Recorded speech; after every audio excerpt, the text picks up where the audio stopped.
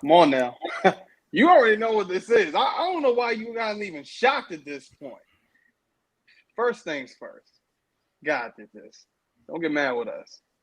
I'm your host, the man, the myth, the legend, Eric, I like the it. Garden State Stat Man himself. We got the Heartbreaker, the Heartbreak Prince, and we got Mr. Exclusive. Welcome again, guys. This is another episode of the Xclusive Nights Podcast. But this one, it's a little bit differently. Why? Well, I'm going to tell you why. Because this is a PLE breakdown. Before we get into all the PLEs, before we get into anything else, let's see who truly does know their wrestling.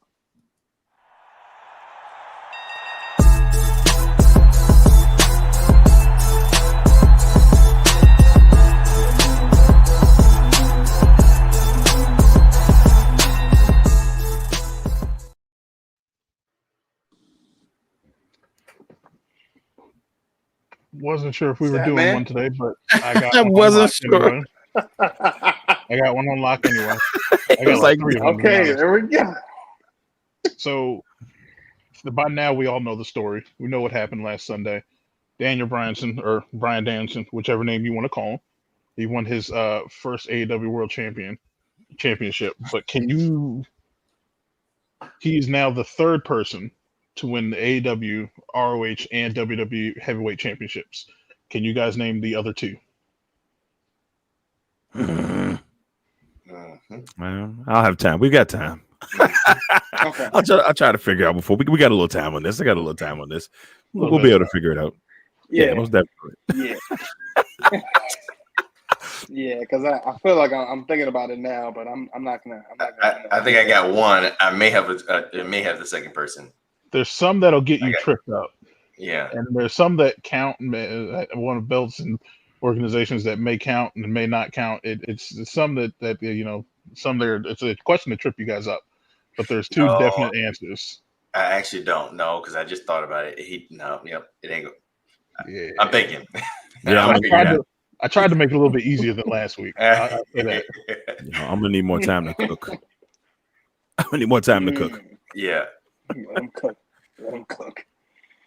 Well, let's go ahead and get started, man. I mean, honestly, it wouldn't be fair if we didn't talk about what happened with All In last week at Wembley Stadium. I mean, let's be honest, they had 12 matches of heat, okay? 12 matches of fire. But, the pre-show, they had 3 tag matches. They had a 16-man tag match. They had a mixed tag match. And they had a 10-man tag match. Okay, a lot of tag matches going on. Everybody I in the would have thought pay-per-view. Teddy Long was there. Whole roster. But we started very first match of the main card with the 4-way London ladder match. And that was a trio title match. And, of course, we seen the winners out of that was Pac, the Blackpool Combat Club, and Wheeler Yulia, which was a really, really great match. You want to talk about somebody to me who I thought was the MVP for that match, definitely Christian. But one match we really got to talk about, because we've been talking about this storyline for a nice, good amount of time. Should I say a time that's just timeless? Because this match here with Timeless Tony Storm and Mariah May was insane. Okay, you want to talk about a match that was actually built up, something that actually came into this women's division, and then we said, wow, how good was this really getting? I mean, we already seen how the startup was, what Mariah May did, what she was already doing with Tony Storm, and they honestly delivered in this match right here. To be honest, one of my favorite parts in the match was Mariah May walking up to her mother and legitimately slapping her. I mean, just slap fire to everybody. Then, of course, good old Timeless Tony Storm walks up and hugs her mother and places on her bosom, as they said on commentary. One of my favorite matches of the night, I thought, was a great way to kind of really kick off the pay-per-view. But, I'm not going to talk too much because, honestly, really, my favorite part was seeing Mariah May. I'm not giving anybody pass to slap their moms. I mean, if you want to talk about that, I mean, maybe we can talk about Friday After Next. But I'm not even going to get really too far into that. Some of you know that reference. But to go ahead and get started, Mr. But to go ahead and get started, Mr. What the hell you want right? No, stop that. Mr. Xclusive, what are your thoughts, man? What you think? Heartbreak. Like, I'm hurt. I'm not gonna sit there and act like I don't care. I mean, it was a good match. I gotta give it, its love and its due. And I felt like this was probably in AEW world, if not the best storyline, definitely top 2. And I think everything leading up to it was done the right way. We talked about it in previous shows, just the way that they were kind of like building the whole situation, and biggest thing for them is building new stars. I mean, Tony Storm is a known entity in the wrestling world for the last, I guess, like 6 or 7 years. I mean, longer than that, but what mainstream for the last 6 or 7 years. And Mariah May was known, but like, we really began to know who she was once she got attached to the hip of Tony Storm. This was a classic, the pupil betraying the master, or portraying the teacher. But the difference this time around is the heartache that you saw in Timeless Tony Storm's face, like the hesitation, which we also saw at Bash in Berlin, but we'll get into that a little bit later. The hesitation of just wanting to be able to, not have this moment happen. And they sold it, and they sold it really well. But I'm not going to sit and act like I wasn't hurt. I was a little bit heartbroken to see my girl lose the title. But sometimes, you have to lose the title for the bigger situation. The comeback is going to be stronger than the downfall for Timeless Tony Storm. Even when she had to walk out of the arena, they showed the little clip of her walking out of the arena in black and white, and she's just twirling and, just thinking about things. So I thought it was a great match. It was well done. And, that slap was nasty, but it's also not the biggest slap we've seen this week. But we'll get into that later as well. Heartbreak Prince, what are your thoughts, man? What do you think?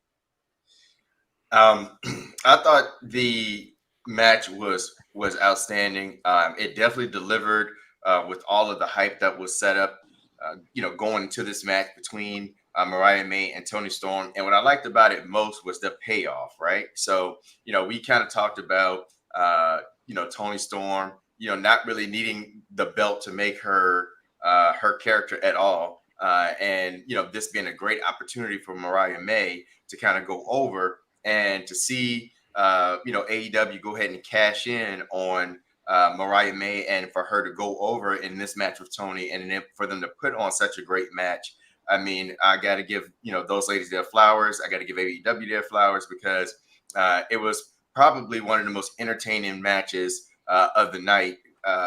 And, but just based on all the matches that happened at AEW, a lot of them was a little underwhelming, but there were definitely 3 good ones that I really enjoyed. And Mariah May and Tony Storm was one.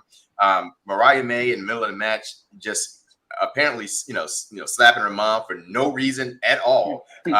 And when it happened, I was like, did she just slap Tony Storm's mom? Because in my mind, I can't fathom you smacking your own mom, just for no reason. Just over at the barricade, hey, mama, and just, wham, just gives it to her. And her mom, I mean, God, that check had to be thick, because my mom would have came over the barricade. I'm sorry. You got it. And then I would have been running. But yeah, I mean, that was just, Mariah being Mariah. And that may be just, I mean, not the fact that she slapped her mom, but just how far and how deep she is in that character just made me enjoy her and like her and enjoy her character even more. And then just to wrap it up, I loved the performance of Tony Storm, and how at the end of the match, she's laying in the ring and she's still doing her Tony Storm thing, and she gets out of the ring and she's walking, back down the ramp, and she's still doing her performance and all of that kind of stuff.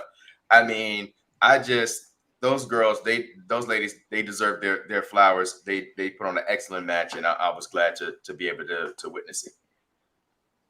Yeah, definitely. Definitely, even like with Mariah May on Dynamite too. I mean, they followed it up and just had her like, with Tony Schiavone, and she barely said anything, showed a little title. And it just seems like she's really just on this heel run, and I think she's gonna be really good. I think her being with Tony Storm, I think that was the best pair up they could have did, and I think she really got that kind of that ear, and probably just really had that sponge mentality to kind of just absorb everything Tony was really showing her. Statman, what are your thoughts, man? What you think? I liked it. Can't say I didn't. It's always nice to have a women's match that's not, god awful or just boring and plain and bland. But like, I think I don't think it's a bad thing to call it an updated version of Trish and Mickey in 2024. I don't think those comparisons are too bad. Of the 9 women to hold the AEW Women's World Champion, Tony Storm is one of 3 to have held it for more than 200 days, and the other 2 being Britt Baker and Hikaru Shida. I don't think she needs the belt anymore to be still one of the top faces in the company. I think she'll be perfectly fine without it. I'm interested to see how she goes on without the belt. I think she's one of the cases, again, where she used the title reign to establish her character and make her character last. And again, it's just Mariah May. What can you say? She has the athletic ability. She's got the in-ring work. She's got the out-of-ring work, the mic skills, the psychology of it all too as well. So it's like I'm excited to see where it's going. Maybe not so much with the other women's belt in AEW. But at least I'm excited for the World Championship. I'll say that. And I like where the future could be, especially with Mariah May as champion. I think I'd be surprised if she doesn't hold it for at least the rest of the year, to be honest, because like every women's champion that's had the belt has held it for like a good couple months. I want to say like the shortest reign was maybe like a month or 2 for Saraya when she had it. Other than that, everyone's held it for like 3 or 4 months. Yeah. There's no way I could see her like really just dropping that title really early. I definitely agree with you with that on Stat, man. Because I think even if they made that title too. Yeah. So I feel like they definitely gotta give her that long. Give her a solid. You gotta give her at least a run, at least. You could definitely give her more if it's like that run is just fire. Right. But going on from the rest of that match, from the rest of that card, should I say, we had the next one on the card. We had Hook going up against Chris Jericho. He actually defeated him in a last chance match for the world title. Well, that's what Chris is, of course, is FTW. Y'all know what that is. Okay. The learning tree. But next up after that, we had we had an actual 3-way tag match, and that was with the Acclaim, FTR, and the Young Bucks, with the Young Bucks coming up on top. Pause. But that was a great match. I mean, I can't lie. That's one match. That's just a group of guys. 10 out of 10. Then the next one we had coming up was the Casino Gauntlet match, which, of course, it was great to see Christian Cage get a W. You lost in the trio. The trio titles ladder. That's right, boy. You lost one, but you won another. And this is everybody's that. Christian Cage getting that. But of course, everybody talked about good old Ricochet coming through, seeing Ricochet make his debut right in All In, Then of course makes his debut in Dynamite, so you know how that goes. But one match we really need to talk about, because we've been talking about this one and this man for a good amount of time. We got to talk about this. MJF and Will Ospreay. Man, this match was insane. You want to talk about something that had story, something that had amazing spots. You want to talk about just a duo of guys here where you can see the chemistry in this ring. You can see the work that's being put in, not only by Will Ospreay, but by MJF. This man went on the ropes and yelled at Will Ospreay and said, "You think you flip did a whole moonsault, landed on his feet. I said, yeah, see, you know what? MJF said stop playing with him.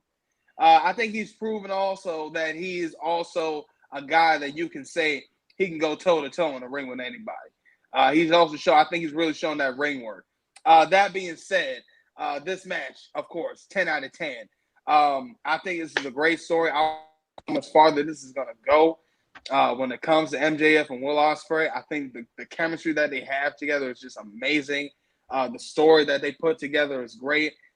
It seems like when they do something together, they know how to make it personal. They know how to like really draw that crowd in, and I love every single minute of it. Shoot, Mr. Exclusive, what are your thoughts, man? What you think? Well, once again, we've seen MJF and Will Ospreay do greatness.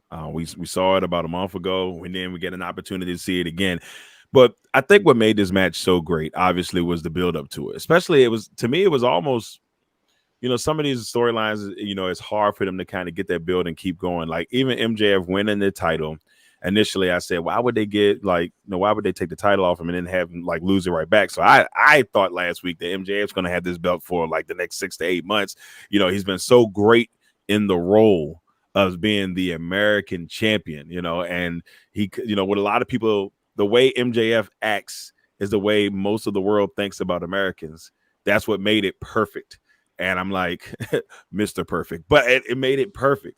And so for me, I really wanted to see him continue having the belt, but I don't think they want to see Will Ospreay also have too many losses. Like he's like a precious gem. You want to take good care of it. You want to hold it in your arms. You want to make sure that it's taken care of and it's nice and it's purty, and you can't mess up the greatness. So him winning at home, knowing the crowd reaction he was going to get, I think it was not the worst move. And then, Garcia showed up. So he kind of lost it in a way where it's like, okay, he got a little outside interference and it didn't completely make MJF look bad. So I think overall, like I agree with in Eric Knight, 10 out of 10, great match.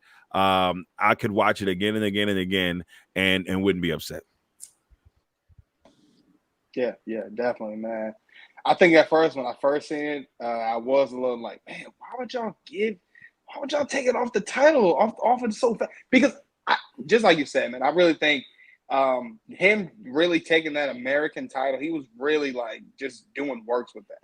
And I really like the concept. It's kind of crazy too how they brought a new title just to get like a month later, but it is what it is. Heartbreak Prince, what are your thoughts, man? What you think? I think that Will Ospreay, who is, again, my favorite wrestler in the industry right now, and MJF, you put them together and magic took place in the ring again. Just again, I really have to really shout out MJF, just his storytelling ability, just the way he came down to the ring, the flag drops down, and it's an American flag with all MJF faces on it.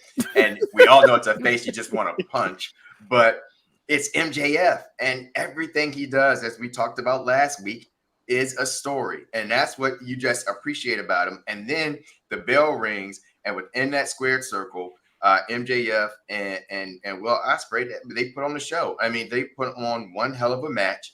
I'm not upset about the title change per se, because it's Will Ospreay. He's in his hometown or his home country or whatever, and so you want to give him that shine there. So I don't mind it. It was one of those matches where I love both characters and both wrestlers, that it didn't matter to me like who lost and who won. It was more so about what story and what type of match they put on, and that was one of my 3 matches from All In that I really enjoyed. And again, I don't mind if they keep on putting on matches between these two. I can watch 1 or 2 more pay-per-views with a few between these two guys, just because it's been so good. And like I said, whenever you're working with MJF and him even coming out of his shell and trying to show he can be athletic and do all the flips and turn and twists and stuff like that, like a Will Ospreay, I mean, it's just great. And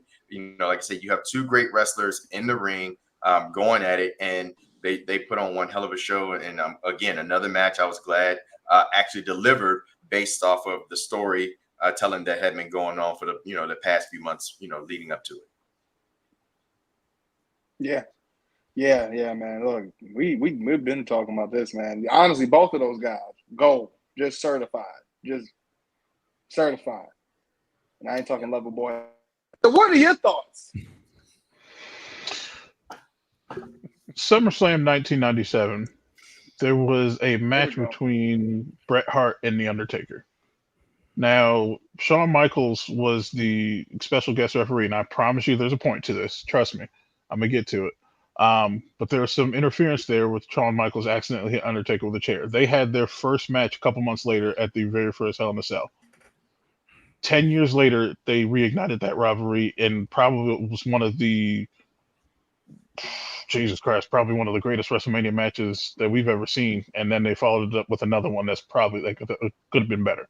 I think this right here is the start of something like that, where like AEW is still very young and still very early in their career itself as a company, where like we need them to, or at least we hope they would establish some rivalries that they can revisit in the future. And I'm hoping that this is one of those rivalries where they can establish something in the future between two of their greatest stars that they have, because I think that's what we saw this last weekend. That Will Ospreay and MJF are two of the greatest that have ever been in the company, if not in wrestling at all. And I'm hoping that, like I said, we can, in 10, 15, 20 years time, we can look back and say, damn, that was a good ass match. And I wouldn't mind watching that over and over again. We got to put that on the list of, hey, you're getting into wrestling, watch this match. So I think that is just, this is not to steal her words, but this match was timeless. So it's just, and MJF shows you what he can do. Like, he's one of those people that can draw you in on the mic. And if you don't know what Will Ospreay can do in the ring by now, then why are you watching wrestling? Like, you're wasting my time. Just, nothing. Jon Snow. Exactly. Nothing, Jon Snow. But like, just the fact that they were able to blend that so perfectly to just make what probably like in the top 5 for match of the year so far. I think it's amazing that they were able to do that, and I can't say anything but thank you to those two guys, because that match was amazing. Yeah. I don't think I saw like a pop bigger than Will Ospreay's entrance coming out. And then like I think the next biggest pop I could say is probably when like Rhea and Dom were wrestling their match a week later. So like that was the biggest pop of the night for sure. Other than maybe like another match we'll talk about later. That was more of an emotional pop. But like just how invested we were, like you guys were saying, how invested we were in this match and the build up to it. The Wrestle Talk segments with MJF I thought were hilarious. And if you haven't watched Wrestle Talk, watch them too, because they're absolutely hilarious. But just everything that went into this match, I was 100% sold on it, and I love it. And I hope we get more matches from the guys. And I just want to piggyback on something real quick of what you just said, Russ, because I really do think that is a very good point that you just made, and I think this could really be something that can really elevate AEW, because when you think about the WWE and kind of how they elevated over WCW, when they did, it's because you had, two great wrestlers, and not even two, you had quite a few great wrestlers that had these different feuds. But I'm talking about stuff like, you had your Stone Cold and Bret Hart, you had your Rock and Stone Cold, you had your Shawn Michaels and The Undertaker. And it is these men, Mankind and The Undertaker, those were some great feuds. It is, these wrestlers and these men that that could have these feuds over and over and over that, you just never got tired of. Like, I would right now love to see another. I mean, I know they're older, but even if you could get a flashback, just another Rock versus Stone Cold match again. I'd love to see another, Shawn Michaels versus Razor Ramon again. Stuff like that. These are matches that come to my mind, and wrestlers that come to my mind for these promotions that I think really elevated, these wrestling platforms, whether it be WWE, or in this case AEW. I think you had that in MJF and Will Ospreay. So I hope they kind of capture this lightning in a bottle with them too, and keep, bring it back. maybe next time it's for a bigger title, but just, keep bringing it back. Yeah. I definitely agree. And I think that's one of those things where you bring that back. Not to say that they're not already household names, but you do something like that makes them household names. Like, you can't go by with a song with somebody not talking about Undertaker, Shawn Michaels, Stone Cold names, and those are rivalries that that were established for a long time. Hey, come on now. So I agree. You guys are definitely right about that. But then, of course, we had another match that we've been talking about for a couple of weeks now. Let me go ahead and get myself ready for this. The DMD Britt Baker lost to Mercedes Moné, or some people will say the CEL. Yeah. I'm so sick of this. Betty. Now, there were some speculations about this match. Some people say that there were a few issues that were going on. Apparently, that they were saying, some people were saying it was accused of, I believe they call it potatoing. It's when you just drop dead weight on some sandbagging. That's what it was called. Okay, so thank you, Sad man. Appreciate you. They said that she was sandbagging a few times for Mercedes Moné, and they were saying that's why some parts of the match weren't as smooth. I personally thought the match was still good. I can see where some of those concerns were, but over the match. Now, I will say I don't like the finish. I didn't like it. First of all, to have Mercedes Moné beat Britt Baker clean is crazy. That, to me, says you give no credibility to Britt Baker. I would have been okay if you would have, let Camille interfere. Like we had already talked about. Why? Because now that still keeps Britt Baker strong. And, of course, that thing going on for Mercedes Moné. I didn't like the fact that you had Britt Baker lose clean. 1, 2, 3. I mean, I was like, nah, bro. I'm not feeling. I was not okay with that. But it is what it is. I'm hoping this is one of those things to where, maybe they can do something farther with this. But it's like, how can you now? Because you lost clean. It's like, well, what's next now? You have completely killed this rivalry. I think this was something that could have went for a very long time. But I'm not gonna doubt it. I'm not going to completely just just barf or just I'm not gonna sit here and just trash this whole thing, because I did enjoy the match. I thought it was great. I just thought a couple of things could have been differently, but I'm not gonna keep speaking my piece on it. Mr. Xclusive, what are your thoughts on it? Well, I want to piggyback a little bit of what you said. I don't like the fact that Mercedes won this clean. It really doesn't make any sense to me to have her win it that way. You got the 6'8" monster in the background. Let her interfere, and if you're going to get the dub that way. But I do think it does kind of damage. What they could do in the future, unless they got some other like twisted storyline about it that can really make it go further. For me, I always thought that Mercedes Moné would win this match.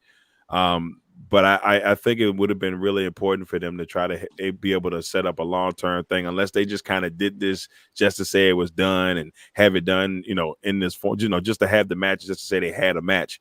And maybe, who knows, maybe they're setting up something long-term where, Britt doesn't forget about this, and when a world title reign for Mercedes Moné comes in handy.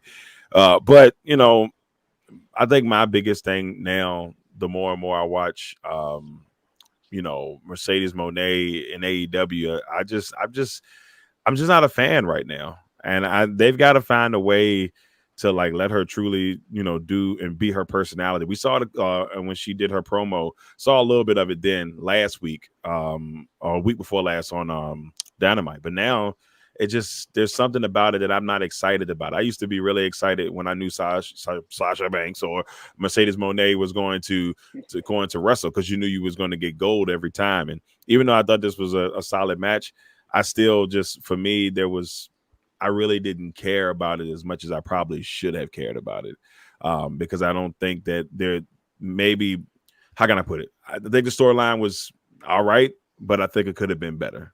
And I don't think they did what they needed to do in the storyline. Yeah. Yeah, I agree. I think that's just the biggest thing. I think and that's just, I felt like they were building up to something nice, like something good. I felt like they were cooking a little bit with It something was right getting there. there. And It was getting there. yeah. Yeah, and that's what I'm saying. I just think that finish is what kind of messed it up. Like if you and then and you know, because Statman, I'm gonna be next because I seen how you was reacting a few times when I was saying some stuff. But what killed me too is that you sent Camille out. You sent her away from the ring. So now there's no interference. There's nothing that says, oh, there's a possibility where, you know, there could be interference. No, you let her go. Camille is gone. The match another 3-4 minutes. And then now, you know, Mercedes Moné beats Britt Baker clean. I'm not feeling that. Statman, what are your thoughts, man? What you think? It was the most forgettable match on the card. I love you. Like, I'm okay. Like, we can skip past this one. Like, get your refill your chips, get another drink, get another bottle of water. It made no sense to me. Like, you put money into Camille as a big signing, and you have her as a bodyguard for Mercedes Moné. Fine. You try and make her heel.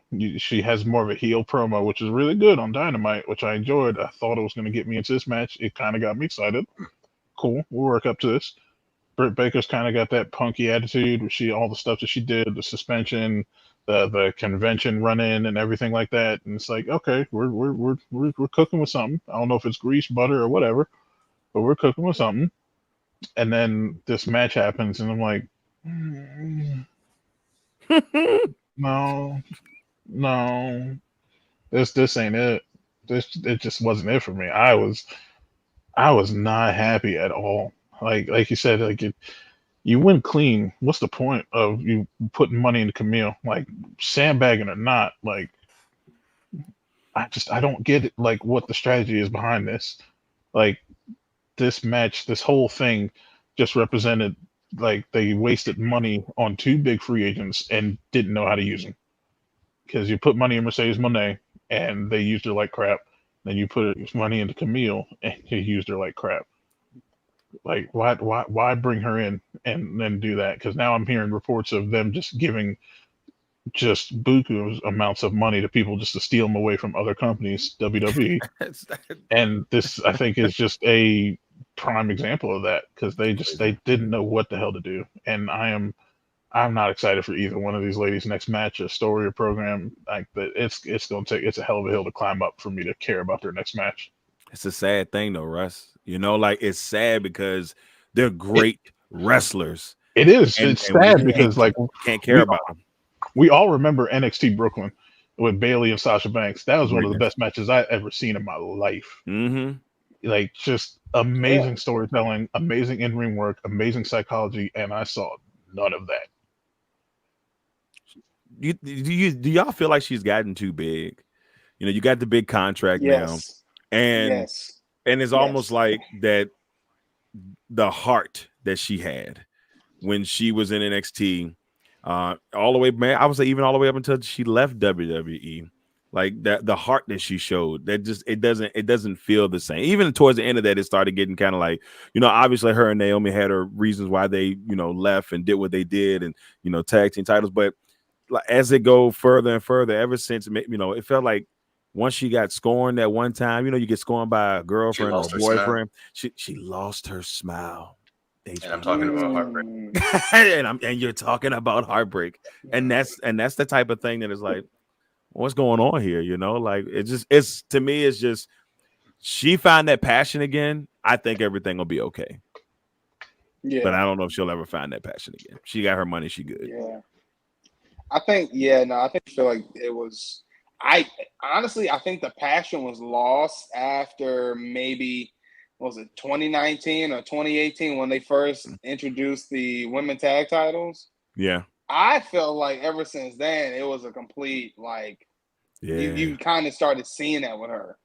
And then it was that. Then it was, the tag titles again with her and they.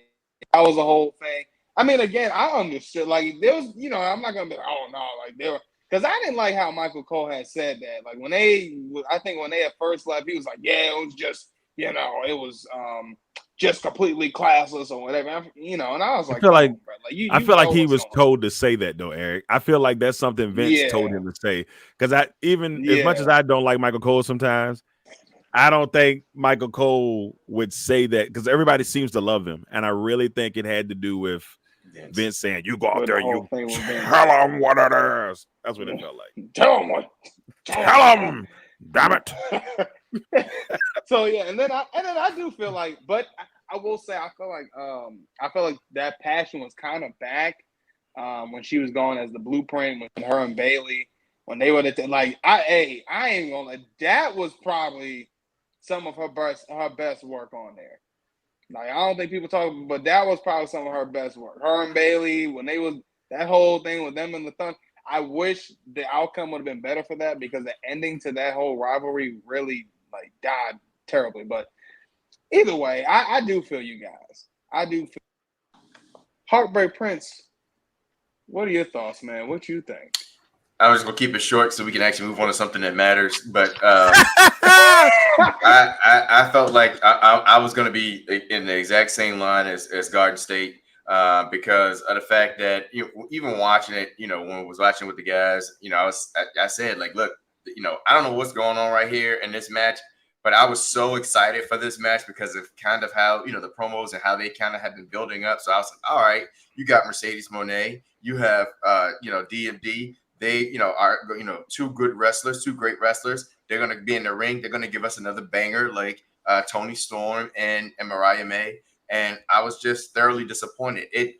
You could tell the crowd wasn't even into the match. It seemed like it just seemed like something, and that's why I'm glad you brought up what you did, Eric, about about the sandbagging, because it just seemed like something was off with those ladies in the ring. There were quite a few botches and just timing and things. It just seemed like almost like they were just going through the motions per se. And so that's why I didn't make my list. That's why I said there were 3 matches that I, really enjoyed, from All In, and that definitely was not one. And I hope whatever the reason is, these ladies can get it together. Like I said, even down to the finish, didn't care for it because again, I don't understand how you build up between 2 of your best wrestlers and then and you let one, in this case, Mercedes Moné, win clean like this over DMD. And now where do you go next? And so I just, I don't know. This whoever decided to kind of put this match together and tell this type of story, it was a fail, And so like I said, let's move on to something that actually matters. That was one of the most disappointing matches from All In. That's great.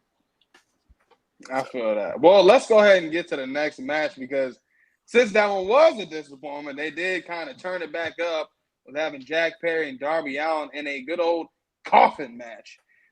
Jack Perry actually did defeat Darby Allin, which is a bit of a shock. But we did see the good old great Sting come back once again. And then, of course, for the main, we had to do it. We had to.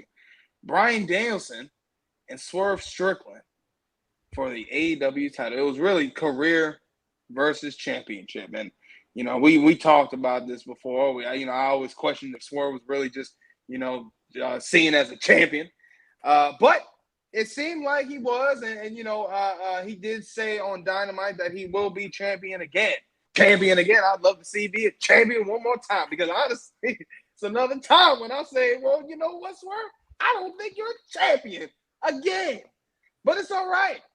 What did we see happen? We've seen another moment where Bryan Danielson has just had a certified, when I look at All In now, right? I look at All In, I see how tactical it is. It gives me, WrestleMania kind of feel how big it is, the stadium, just the lights, everything, right?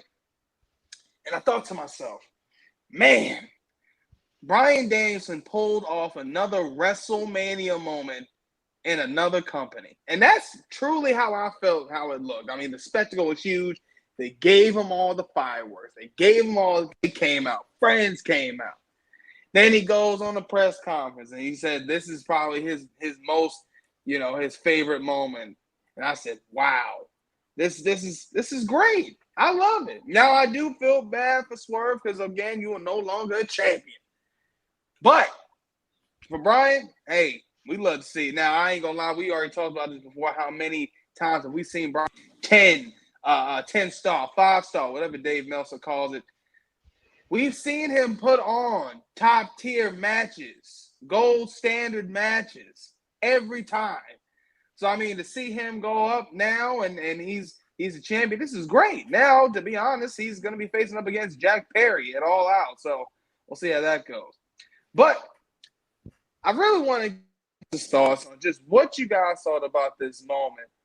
Specifically, Statman. What are your thoughts, man? How you feel about this? I don't think Swerve gets enough credit, to his point, for how his reign, and maybe it wasn't the strongest, but how he left WWE and what he made of what was left after that in AEW, I think he deserves some credit for what he had and what he did.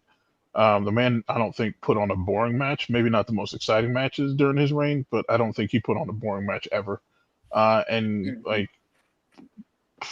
Jesus Christ, Bryan Danielson. If there was anyone who was, I would say in a heartbeat, that's better than Will Ospreay in the ring, that's probably Bryan Danielson. Just the man has just shown us time and time again. He knows what he's doing. Like it's automatic at this point. The man's just gonna go in, put on a clinic with damn near anybody. He's like same things you could say with like Seth Rollins and AJ Styles. You put them with anybody, they're gonna have a halfway decent match. You're not gonna want to really look away from it, especially with the stakes this high. I don't think anyone really saw him losing the match in a sense, but like even with us kind of knowing what was probably gonna happen. Like, who wasn't invested in this match? I was. And I'm happy to see that he won. I don't know if I'd say a more exciting than WrestleMania 30, because like that's always going to be the ultimate, like, over the top moment for me with his whole career. But that's not to say that I didn't thoroughly enjoy myself. This match was great. It was. I honestly, God, you have to pull the trigger if you ask me which one was better than between this and the Ospreay MJF match, because they both were amazing. So like, I'm just happy. He always gets me emotional with his big stake matches, and I'm tired of crying over his matches. Even if it's happy tears, I'm just tired of it. I don't want to do that. No more pain. Yeah. No, I'm good. I don't need no Mary J. I'm good. Come on now, come on. Not gonna cry no more. Oh, we know Statman. We know. Nah. Oh, Mr. Exclusive, what are your thoughts, man? What you think? Man, I think for me, it was a great match. So that right off the bat, I think one of the biggest things I heard that people didn't like from the match is that when Daniel Bryanson went for his finisher and Swerve didn't sell it, and then he went and did his finisher, and then they kind of just was like, you do all that to still lose the match is crazy to me. If you're gonna non-sell it, if you're gonna non-sell a finisher, then you gotta finish the deal. So I heard a lot of fans complaining about that in those old fun wrestling group chats. But I think overall, great match. I think I piggyback a little bit off of what Russ was saying about the title reign for Swerve. Like, I think, and I don't think it's none of his doing, obviously, but I think better storylines could have really helped push him into the right direction to make this a really, really, really good title reign for him. And I don't think his chances of being AEW champion are out the window. Like, he's going to get another reign. It's almost, and I know I compared it a couple of weeks ago to how Damian Priest was, and maybe just a different form. Like, I feel like when Damian gets his second reign, because it will happen at some point, it will be a different style. Like, he's on such a heel level right now on the WWE front, and I think it'll be something in the range for Swerve. Like, when the time is right, he'll get it back. and when he does, it's going to be special. But for DB or BD, whatever way you want to put it, I'm happy for him. I'm kind of intrigued to see where they go. Who ends up taking the title from him and technically ending his career at that point in time. I think Christian won the gauntlet, so I guess he's technically next. So I don't see Christian winning that belt. I don't see him winning that belt at all. But I feel like the person that ends up taking the title from him will be Ospreay. And it just the question is when, where, how. And maybe even our guy from I'm having a moment. The EVPs, Okuda, I probably destroyed that. Okada. I always say it wrong, but Rush, you know how to go. He's one I can see, but right now he's in the mid card level right now, which he's not a mid card wrestler. We talked about that a couple of weeks ago, where it's like they have all of these main event guys like in mid card roles, and it's weird. Like I feel like he's a guy that should be in that main title picture. There's a couple of guys that should be in that main title picture that are just not right now, and maybe at some point they push them in there. But it's just like they don't feel like they're there. They're just kind of like, okay, we're making this money, taking it a little easy, mid card. I'm cool with it, but we'll see. But congratulations to DB, man. He deserves it, and I want to see nothing but the best for him. That's right, man. Heartbreak Prince, what are your thoughts, man? What you think? Well, we always talk about, Swerve being a champion, and we always talk about him not being respected as a champion, and we always talk about his reign as a champion, and now he's no longer a champion. But what has happened that shows that they do appreciate Swerve is he surely has been paid like a champion. Hey, and there you go. I appreciate that because it shows an investment and a talent such as Swerve. And the match he put on with Bryan Danielson was, again, another A1 banger. I thought it was a great match. I know we talked about people and talking about the no sell. I didn't have a problem with it because to me, it seemed like it was that last stand. Like he understood, like, that Bryan Danielson wasn't going to lay down for him, and you just get that surge of adrenaline or whatever. But ultimately he couldn't withstand the second finisher, and and that's how he goes out. And so I didn't mind it. I appreciated it. I just appreciated the story it told. I appreciated how it involved Bryan Danielson's family. How Swerve got them involved, bringing them, dragging him over in front of him and stomping his face in and stuff of that nature. And it was just a great match. It told a great story. And again, like Russ said, when you're watching Bryan Danielson and in the ring and watching him perform, you literally are, in for, a treat. You're watching greatness, and, he's definitely deserving of this title run, especially if this is going to be the last bit of wrestling that he does, in his career. And I love what Mr. Xclusive just pointed out, and it's a match that I definitely, want to see. And it is, a match between Bryan Danielson and Will Ospreay, which, I think that match would just be amazing, especially if it's the last match for Bryan Danielson, to see him go out with another talent and that people can argue back and forth about who's better, Will Ospreay, Bryan Danielson. I mean, oh my goodness, what a treat would we as wrestling fans receive, just being able to see them and also knowing this, what stakes, what's at stake with Bryan Danielson and it being possibly his last match. To go out with Will Ospreay, I think that would be, oh my gosh, that'd be just a chef's kiss. The one thing that has to happen before that match is that Ricochet has to take that their international title off of Ospreay and reignite another good match between Ospreay and, because them two that's a great pairing for Ricochet is Will Ospreay, because them two can go, they can get, with all the flippy, twisty, high end, all the spots they want to get in. And they're a great compliment to each other because they can both go. And I think that'd be if you know anything about Will Ospreay or Ricochet before they joined WWE and AEW respectively, it's because you saw their matches on the Indies. Yep. That's why. Mm-hmm. Yep. Yep. And and if you saw their matches on Indies, you're begging for a chance to see it on a big stage on regular television. And I think if they're smart, they book that rivalry immediately. I don't know if they take the belt off of Ospreay immediately, but I think they start that up immediately, possibly for Full Gear in November. Yeah, it looked like they kind of started it pretty early on Dynamite, but of course, good old Pac came out of nowhere and got Will Ospreay. So it's looking like it's gonna be Ospreay versus Pac for a little bit. Then maybe, hopefully, we'll get Ospreay versus Ricochet. But again, speaking of you guys, I know you guys are talking about Ospreay and Bryan Danielson. I mean, again, they had another on Dynasty earlier this year, which was my wife Cameron's favorite match of that night. She said when she seen that match, she said, no, Will Ospreay is the best wrestler in the roster. Say what you want. I'm not going to argue with you. You are not lying about that.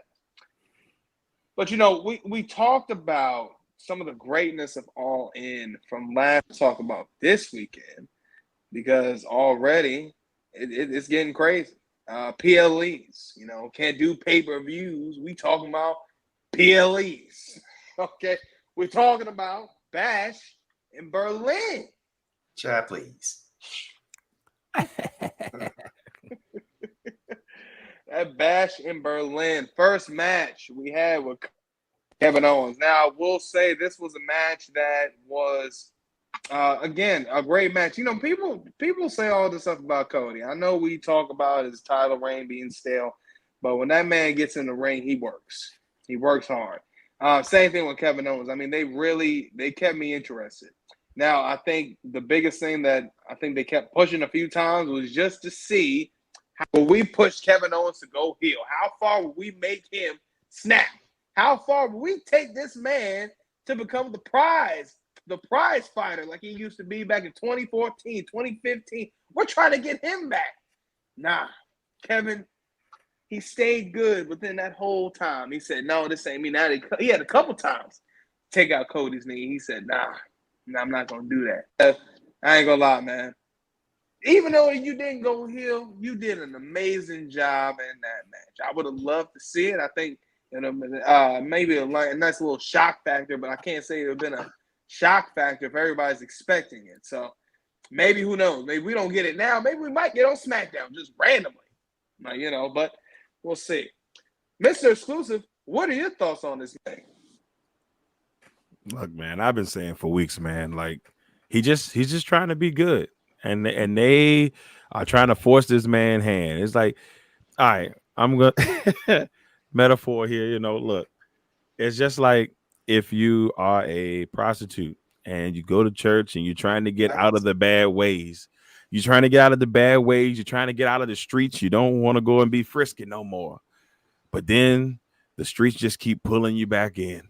That's when you thought you were out. Just when you thought you were out, they bring you back in, and they just keep doing it to my man. Look, let him go, man. Like he tried to be nice in this match. He kicked Cody in the knee a couple times, and you saw the instant regret, But I hate to say it, I don't know how much longer it's going to be before we see the prize fighter, because it's going to probably be at the worst possible time for Cody when they do happen, or whoever is the person that gets the wrath of the sexiest last name in wrestling, but it's gonna happen. And I just don't understand why they continue to poke the bear. Let this man be, man. Like, look, he didn't even want the title match, and then he almost won the title match, not even trying hard. Like, we saw it. With Timeless Tony Storm. This is the match I was alluding to, where it's like you can tell I just don't want to do it. I just don't want to do it. Well, when he does decide to do it, it's going to be ugly. So just let him be and just don't bother him anymore. That's all I'm saying. Y'all keep bothering him and you going to get what y'all are asking for. Y'all keep poking the bear. Keep poking the bear. Prince, what are your thoughts, man? What you think?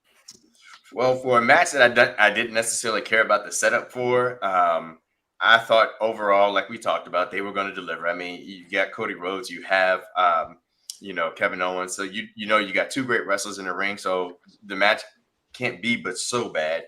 And in fact, this match was actually fantastic. The story it was telling in the ring with KO fighting against his urges to return to the KO of old. The way Cody was selling the knee and all of that kind of stuff. It was a great match, great battle, great spots. I mean, what I did like about this whole thing, and I just want to shout this out because I think this is something that AEW can be a little bit better about, is instead of trying to include every single person on the roster and in a everybody or PLE, because these things get so long on AEW side. Now I know so many people say, hey, you're getting your money's worth. And I understand that too, so I can respect that. But we can do a little bit better about just having, 5 to 7 great matches that you've kind of really put effort into, time into, build up into. And this is what Bash at Berlin did, where you just had, just a handful of great matches that were set up, and every last one of them delivered. Like, I was entertained from the start to the finish in Bash at the Bash of Berlin PLE, and every match delivered, and that's what I appreciated. But to get back to Cody and KO, again, another good match. It delivered. I can't complain. Now I'm just interested to see where's Cody going next. Quality over quantity. Yes, Prince, and that's the biggest thing from it. 12 hours watching pay-per-view, that's fine. You getting your money's worth, but you got to go take a 2-hour nap while you're waiting for the good match to come on. Yes. That ain't nothing. Bash of Berlin, like you said, every bad boy was a good match, and you were invested. Yes. That's your bang for your buck right there. Yeah. Plus, it's like going to a good church. You go to a church, you go to such and then there for 40 hours, like God said, and then you're in there, and you just in there, and you was like, this is the right thing to do. Yeah. But in a good church, you can get the word in and all that good stuff. I hate to take you out of church a little bit, but you get everything in, and you can still get in and out. You be like, all right, thank you, Lord, appreciate it. Whoop whoop. Yeah. But nope, not AEW. You be there to the crows come home. Yeah. That's it. Statman, what are your thoughts, man? What you think? I think Heartbreak mentioned it already. I'm okay with watching this match with how lackluster the build-up was. Because I did not care about the build-up to this match at all. But I'm okay with that because they put on a really good match. I can't complain about that.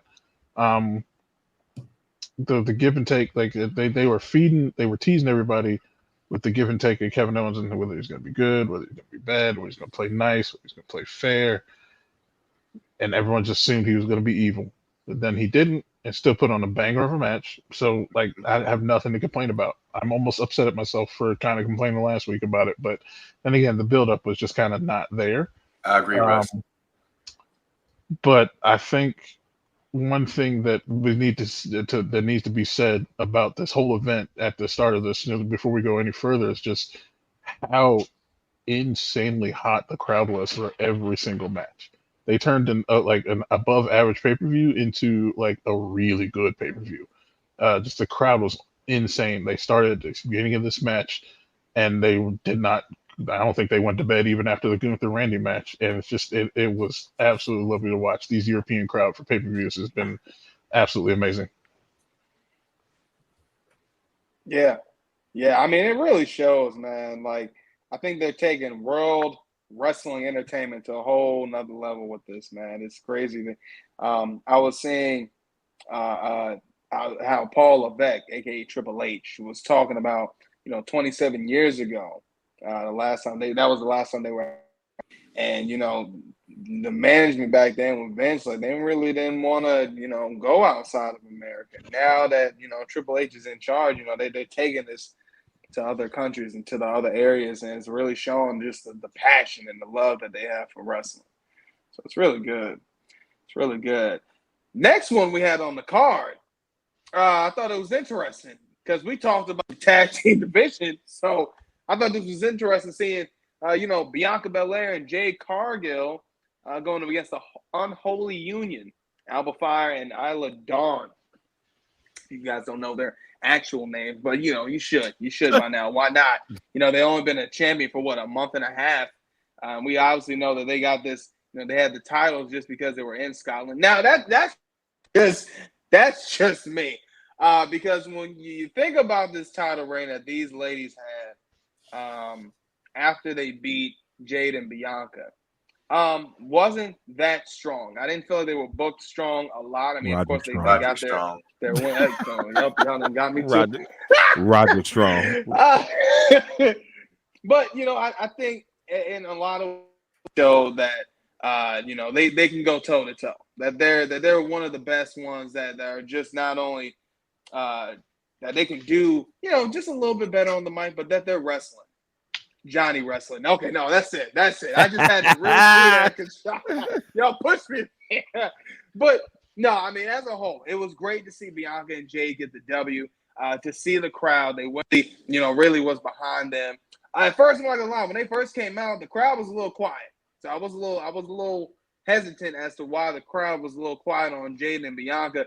But as the match went on, they really won that crowd over, man. And it was good to see them get the title. But at the same time, I'm hoping that this next reign will mean something. I also hope that they create some new titles for these. This is one title I hate the way it looks. And I'm hoping that they just make these just the main roster titles so we can bring some NXT tag titles because you got a lot of women. So let's try to get some. Let's try to get some versatility, diversity. I don't know what else other names I gotta give, but just let's get some more. We need just a little some bit type of more. utility. I got you. Yeah. Some type of utility. Yeah. Mr. Xclusive, what are your thoughts, man? What you think? Well, I think I thought it was a solid match. I think once again WWE did a really good job of protecting Jade in this match. I mean, to show that she's strong, and I got to give Bianca credit because she's done a really good job during their title reigns or in any of the title matches of help grow Jade's character overall because she's not in there taking most of the beatings in these matches. I mean, this is Bianca being the pro that she is, taking the beatings in these matches, and then Jade Cargill comes in and does the business when the time is right. She's getting all the glory, she's getting all the pins from this, and Bianca's not getting that. But Bianca's been a team player so far. So when the turn does come, that's going to be something that's said. I'm the one that did all the work. I'm the one that took all the beatings. And then you came in and got the glory. Something in that range is happening at some point. But I thought the match was good. The tag team champions, Abaddon and Issa Fire, Don and Fire, the Cold Ladies. I still get their names mixed up, but they did have a really good match. And I want to give them respect because they put on a really good match. And it was really a really good tag match. The problem is, once again, they do not help these titles out in any way. The prestige of this title is in the trash can. It is trash. And yes, it's great that they're two-time tag team champions, but there's no reason why Jade and Bianca should have lost the titles in the first place. This should be a 8-month title reign. At the minimum, 6-month title reign at the minimum. And what do? We're just gonna give it to somebody because they're in the country and we got to have people to cheer. All right, cool. And it makes me sad coming from Triple H because he's usually the opposite of that. He loves like long title reigns. So in this case, we've talked about it multiple times. Make tag team wrestling great again. We got to make tag teams stronger again. And then the way this keeps going is just like I feel confident almost every pay-per-view, the tag team titles, if they're in those in there, that the tag team titles are going to change hands. Almost 100%. I'll say I'm about like 95% each time. So, but match overall was solid. I won't take anything away from the ladies in the match. I thought overall it was good, but the champions are the champions they should be. They should have never lost the titles in the first place. Exactly. Heartbreak Prince, what are your thoughts, man? What you think? I thought, again, another great match with for the tag team titles. Probably one of the better tag team matches, actually, women's tag team matches I've seen in quite a bit. And I can't complain. I mean, I like the outcome or love the outcome. And what I think that they have to do now is, like Mr. Xclusive was just talking about, they have to kind of bring this title back into back into relevance, and by having a long title reign. And I think this could be really good for Bianca and for Jade if they could do that, if they can have a long title reign, because within that title reign, it sets up a story that you can tell for the fall. And of course, we know eventually, Bianca is a singles wrestler. Jade Cargill has singles wrestler talent. So eventually, we've got to get to a point where these two ladies, split, and within that time frame, you can tell that story and kind of see how that that comes into play. But overall, as far as this match and as far as what happened, it was a good title match. I don't think there was a bad match. I didn't have like a single match that I didn't like at Bash at Berlin, which was really outstanding for like I said, a PLE where every match just delivered and was good. You invested the whole time, and this was definitely one of them. And I see we got a comment here from Nicole B that talks about Bianca Belair. That's her girl. She's the best female wrestler, which in the WWE right now, there's not too many people I can put above her. I mean, right now, I think your two best female wrestlers. Actually, Nia Jax is growing. She's growing. Yeah. Shout out to Nia Jax. Shout out Nia. I was going to say Bianca Belair and Mommy are really your two best wrestlers, like female wrestlers, because of course, that man don't like that. The queen is not there right now. But when the queen returns, everything changes. Everybody bends the knee. And I can't wait until, she makes her return, because I want to see how they shake things up when the queen comes down the ramp in her robe, and she means business. That's a Royal Rumble return right there. Yes. Oh my gosh. That was one of the better entrances I've seen for women's wrestling. And, of course, it had to be the queen. But right now, Bianca. And like I said, I know Jade is up and coming. But right now, I think it's Bianca, Mommy. And like I said, Nia Jax she's growing, man. Nia been killing it. She's killing it, man. Yeah. Anybody check on Meechin yet? Like, is she breathing? Is she breathing? Because I don't think so. The ref kept peeking under the trash can. Like, take the trash can off of her. She's dying under there. Yeah. What are we doing? She's like, "You all right in there?" I hate to see Meechin keep getting treated like this, because she's actually putting on great matches. I hope she's able to kind of get over it. Here in the future. Make those mid-card titles for the women, because she is going to be a great mid-card champion. Yeah, Meechin. Make that thing happen now, Trip. Make that thing happen now. Hey, you seen how she was in the on that match on SmackDown, man. The crowd was behind her, like rip SmackDown. I was like, man, look, just like you said, we got to get. Look, if we're gonna do NXT North American Women's Champion, why are we not having a women's United States champion, a women's intercontinental? First of all, you do a women's intercontinental champion, you gotta pick somebody that's gonna give that prestige, like an actual men's intercontinental title belt. So that's Raw, right? That would be Raw, right? Yeah. Hey, I think you hit a hot spot with Russ. I don't think he likes it. Yeah, I gotta see. Hold on. Yeah, go to Russ. We gotta see what the stat man about to say. Yeah, go to Russ. Man, what's on your mind, man? What you think? The fact that we just went through that whole argument and neither one of y'all said Bayley's name is something that's unbelievably annoying me so much right now. Hey, I didn't mention nobody's name, so I made a mistake. You did. I'm sorry. That's on me. I'm gonna call you out on that one, boss, because you said Nia Jax and Mommy. Mommy, I'll give you. No. I just said she was killing it. I ain't said no best wrestler.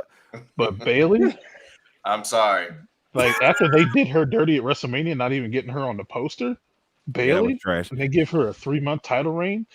Bayley, ding dong, hello. Did you forget who Bayley is? I am.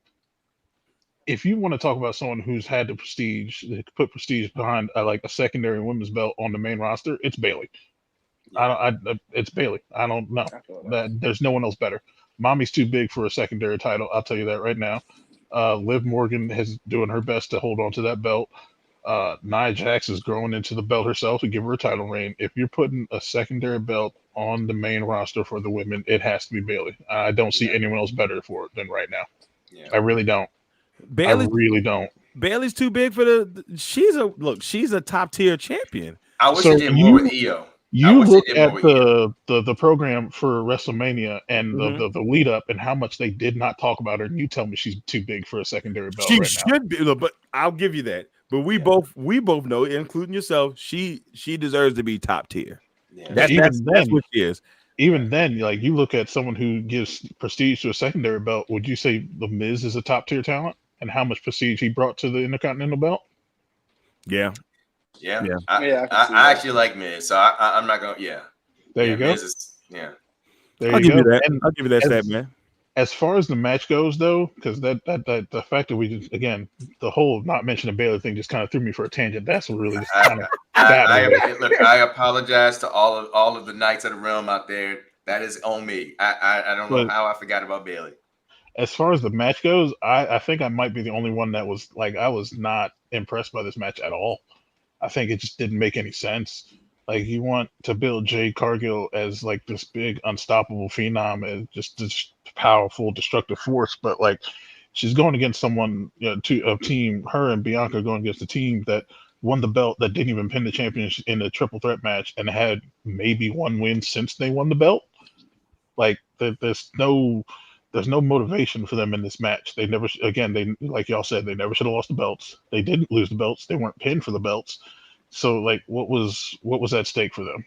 Like with everything that we talked about, the emotional stake for Bryan Danielson and his match against Swerve Strickland, what was at stake for Bianca and Jade?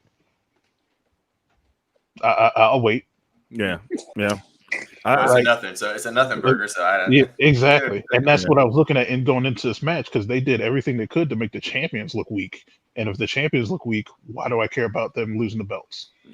I will say I think that if anything, this title reign did for them is it brought more eyes on them, and that's probably about it. Because I mean, even though it wasn't really like great per se, like they did push them out there a little bit more. So like, okay, they're in my eyes, okay, they're solid. They're a solid tag team. You know what I'm saying? That they are a tag team. But that's about it though. They shouldn't have. Butch Carter shouldn't have lost the title. So I agree with you 100%. They never. I think and I know I said this last week for a fact. They never should have gotten rid of the NXT Women's Tag Belts. And like, let's not forget, Alba Fire is a former NXT UK Women's Champion. So like, put some respect on her name too. They should know who she is. But like, just this match had nothing at stake for me. So like, it was kind of like I love Jade Cargill, but like this match had nothing at stake for me. Like, nah, I'm good. Next. Well, let's go ahead next on the card, and we talked about this. I mean, this is probably one of my favorite ones. I mean, I just truly love seeing Drew McIntyre just do work. If you want to talk about some part of the buildup, just even before this on Monday night, Drew McIntyre was talking so much cash, okay, cutting his promo. And what happened? CM Punk was on Instagram Live, okay, and was under the ring the whole time. So that was the first build of that match, the strap match. I mean, this was a match where I was genuinely concerned for CM Punk before the match because I wondered to myself, I said, all right, he looked a little gassed in the last one, but this one, he looked strong. And I ain't talking Roger Strong. I'm talking about this man, CM Punk, looked so good. I mean, even to the point where he hit for his finisher, almost for each ring post at the end.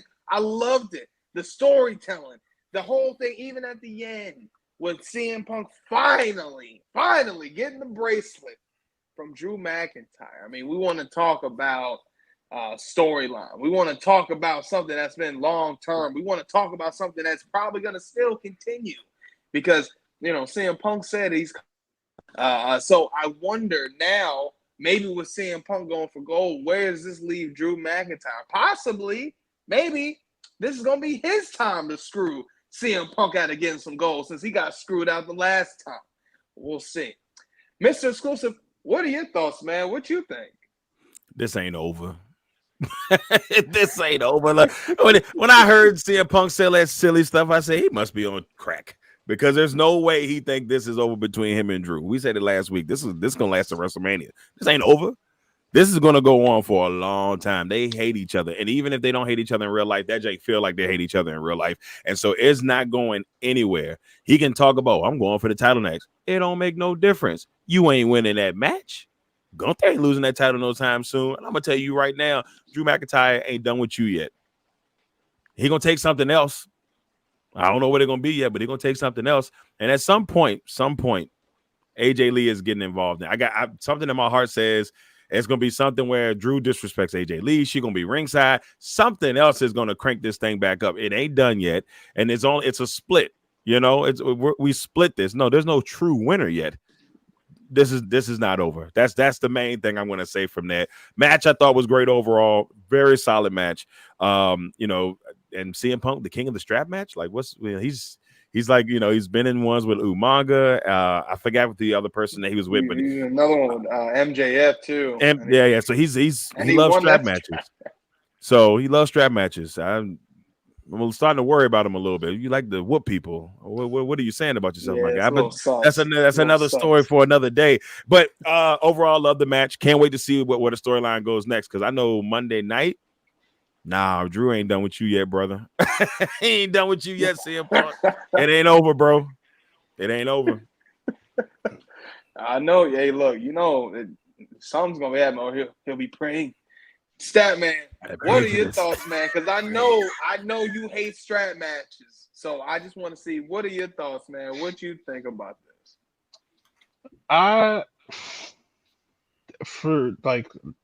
For what they were given, like this is like a classic case of like being given shit and turning it into lemonade. I hate strap matches. I think it's one of the worst like concepts of a match you could ever think of, especially like this one where it's not like pinfall and you got to touch all four posts in consecutive order without being stopped. And it's like, no, that's dumb. That's dumb. But then the match itself was great, and like they surprised the hell out of me. Like little known fact, CM Punk had his first strap match in OVW when he won the OVW Heavyweight Championship. And that was his first one. And then he had the Samoan strap match against Umaga. Rest in peace. Don't forget that. So he's 3-0 in his WWE career for strap matches. But they did a good job with the match. It didn't become too much of a hindrance to them. And I like what I saw, and I thought the action was good. I didn't think, again, like you said before, I don't think he showed he was too winded. I thought he kept up really well with Drew McIntyre, which at this point, that's what we're looking for, because we know he's not the same CM Punk of 10 years ago. I think they said it was 10 and a half years since his last WWE victory, which is insane to think, because it just makes me feel old at that point too. But like, it could have been the best match of the night, and then the rest of the card happened. So like it was very entertaining. I was, at the very least, I was very highly sports entertained by this match, and I can't really say anything really bad about it. It's a good analogy, Russ. Nah, yeah, for real. Yeah. I think this was one of those that definitely could have been a main event on the card, and I think this would have been a great banger for sure, just to finish it off. Hey, Prince, what are your thoughts, man? What you think about? I think y'all have all said it, so I'll keep this one real brief. I thought it was a great match.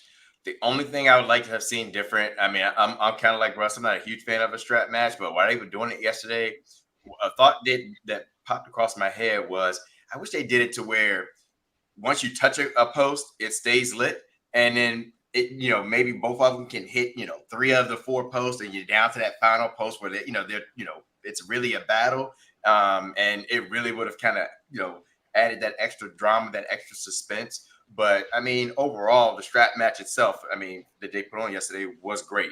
That was just a thought that came to my head when the post kept resetting. But yeah, I mean, again, Mr. Xclusive said it. They're not done. Again, they're 1-1. I thought about that yesterday. I said, well, there's no way the storyline can just be over. They both won once a piece. So you got to have that third match, and they'll figure out a way to do it. I'm sure they will, because right about now, I'm sure Drew's in the locker room, breathe. I want to say Right. before all this is over, before they finally move over this story from Drew and CM Punk, I think the one match that definitely has to happen is Drew versus CM Punk versus Seth Rollins in a triple threat somehow, Correct. somewhere, and I don't care where. Yeah. So I think Seth Rollins is going to put himself back in this story somehow after he comes back and deals with Bronson Reed somehow. Yeah. I don't know how he's going to come back from that because he got flattened like a flapjack.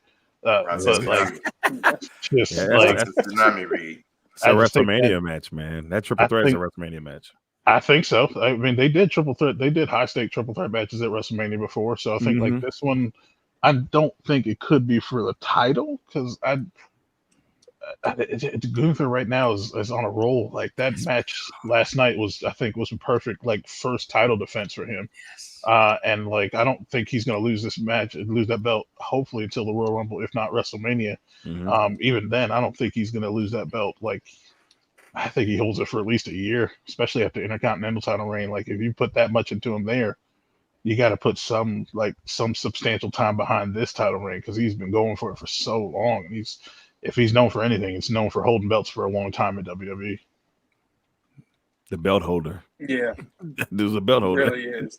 Call him the belt buckle, ladies and gentlemen. Just holding titles together, holding belts at all times. Oh man. So, we talked about that greatness of that match, man, because we could talk about that rivalry for days. But the next match that we had was the Terror Twins, Damian Priest and Rhea Ripley, going up against the Judgment Day, Dirty Dominic and Liv Morgan. Now, you want to talk about something where this match I thought was going to be a little interesting because, you think about mixed tag matches. Lately, I don't know if you guys have been noticing, but they've been allowing the women to really slam the dudes. I think I talked about it before not too long ago. A girl, Gray, on NXT had actually did a German suplex on, if I'm not mistaken, it was off of the Quarter Catch crew. Yeah. So that was crazy. Now we're seeing Mommy out here hitting dudes with her move. I mean, honestly, I'm all for it. Look, if you want to let the ladies do this, go ahead. But that being said, you gotta let the fellas do it too. Okay. But I mean, I haven't seen Randy Orton RKO a woman in years. Not to say I would love to see it. But we haven't seen. Look, we all. But I want to see it. Randy Orton hit RKO on a few women. And some people say if you let Randy Orton RKO Rhea Ripley a couple of years ago, then the Judgment Day wouldn't have been in the situation that they are now. And I highly agree with that. Sometimes you just need Randy good RKO for a reset in their life. But we want to talk about a great match. I mean, I loved it. I love the spots that they did. There was actually one specific spot that Liv had did. It looked like she was doing a mix of Rhea Ripley's finisher, kind of like she mixed in her own thing. And I mean, I can't even describe it. I don't even know if they had a name for this, but pulling off really good. I think her in-ring work is really developing to look really good. And I ain't talking Megan good. But I think overall, this was a solid match. I just don't like the fact that the Terror Twins did win this. I think in ways this did kind of make the Judgment Day look a little weak. I think opportunity to make the Judgment Day look extremely strong, especially when you got 5-on-2. So I feel like that makes general sense if you're going to be doing that. But I mean, to have the Terror Twins just wreak havoc, and I mean they're beating the hell out of 5 people alone. It's like, well, what's the point? Why do we even have the Judgment Day around? Why do we have Carlito? Why do we even have Finn? Because if these extra 3 people can't stop 2 people, this looks crazy. Now, I'm not going to get upset because a part of me does feel like, this was a missed opportunity. I think this was something that, I don't know. This kind of makes me think, okay, well, what about Liv Morgan's title reign? How is this going to make her look? I mean, of course, he can lose. Doesn't matter.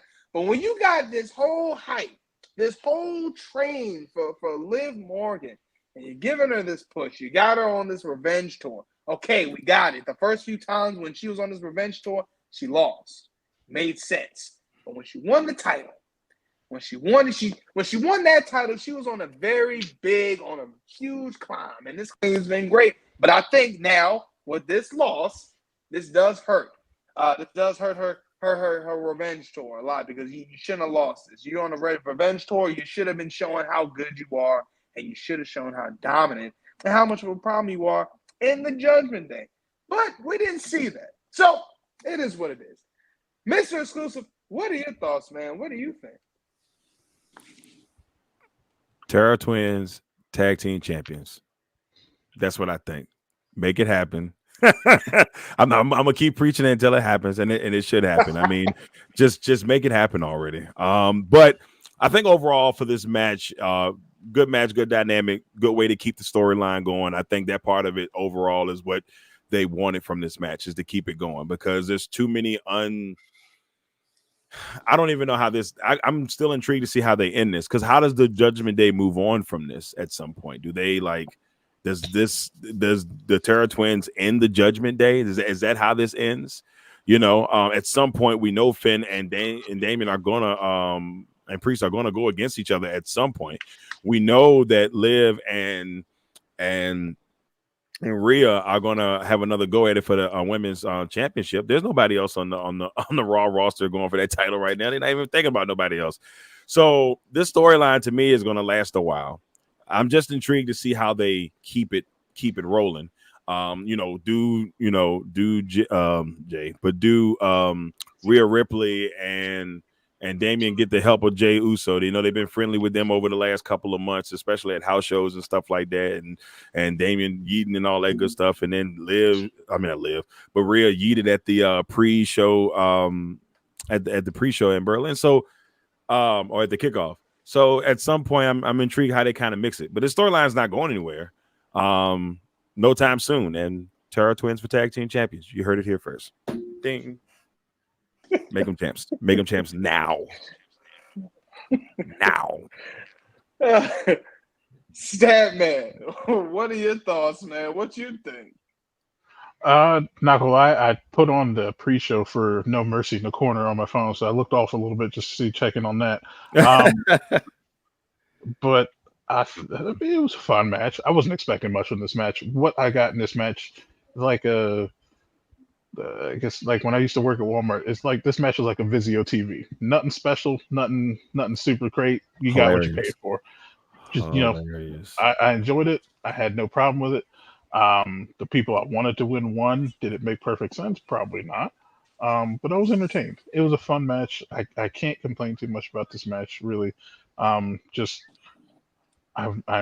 interested to see where they go. Tag team. I mean, hell, a 10-year-old had a tag team belt, so Rhea Ripley. Why not, right?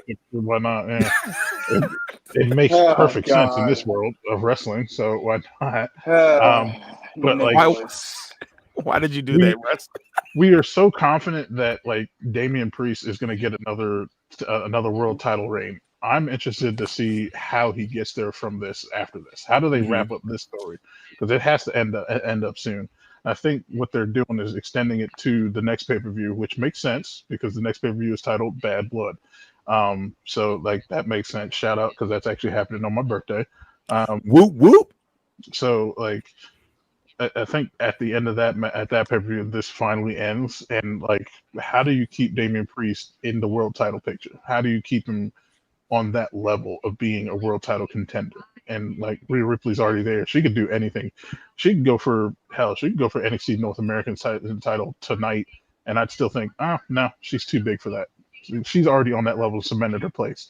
Damian Priest, on the other hand, yes, he did just lose the belt, but how does he get back to that status? I'm not 100% convinced. I'm not upset with him winning the belt.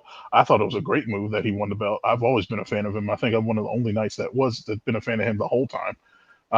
But like, how do you get him back on that level of being a championship contender, and how do you make it believable without the Judgment Day? Because he got that belt with them. He got that belt because of them. How did he win it by himself? That's my question. It's a good question. It's a really good question. I like that. Yeah. Heartbreak Prince, what are your thoughts, man? What you think about it?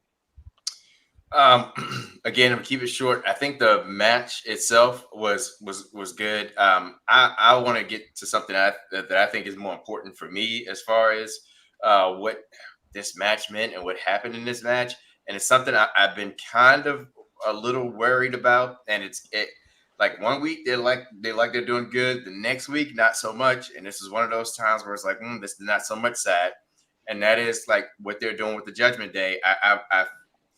I felt like it would be, now that it's back with Finn, and again, it's probably because how I feel about Finn, that there would be more to him and Damien. So like last night, I thought, okay, or yesterday, I thought it would be a perfect opportunity because Finn has told Damien, every time you think you're getting ready to accomplish something, I'm gonna be there to kind of ruin it for you in not so many words or whatever.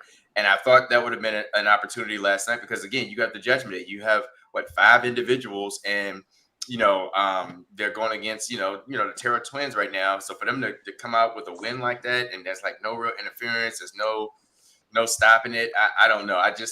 I'm just worried that they're not going to push Finn in the Judgment Day the way that I was expecting. But again, this is long-term storytelling, so hey, I got to tune in every week and kind of see what happens. But we'll see. Like I said, Bad Blood's right around the corner, and I'm sure they're going to find a way to kind of recenter everything back between the feud of Finn and Damien. Yeah, I think so too. It's one of those things. I think I'm a little bit in the middle with it. I like the match as a whole. I just to see how they're gonna make the Judgment Day look strong. But we want to talk about the main event. We want to talk about the Ring General getting another W. Getting the W against Randy Orton. Now, this again was a second match that we've seen from the last one of King of the Ring, which was another bang. People thought this was a little extra, a little too long. I think this was a great match as is. I think it was a very technical match. One thing that I spotted, I noticed what Randy Orton had on his gear, looked like it was the same gear that he had when he originally won the World Heavyweight title for the first time. So I don't know how he even got that ring gear. I don't know how he was able to even fit that or get that back on, but hey. So that was a nice little callback that I noticed that he did. But overall, I think the match was great. I think the crowd behind the match, just being behind Gunther, was really good. Even seeing Ludwig Kaiser. Honestly, I ain't gonna lie. I still know him as Marcel Bartel. That's how I know him. It's Marcel Bartel. Okay, giving Gunther the intro, just everything as a whole was just great. I love the match as everything was. I thought 10 out of 10.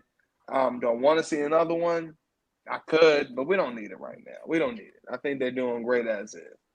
But just give a little bit of my thoughts of what I thought about it.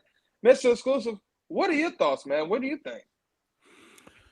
I think once again, Randy Orton proves why he's a Hall of Famer.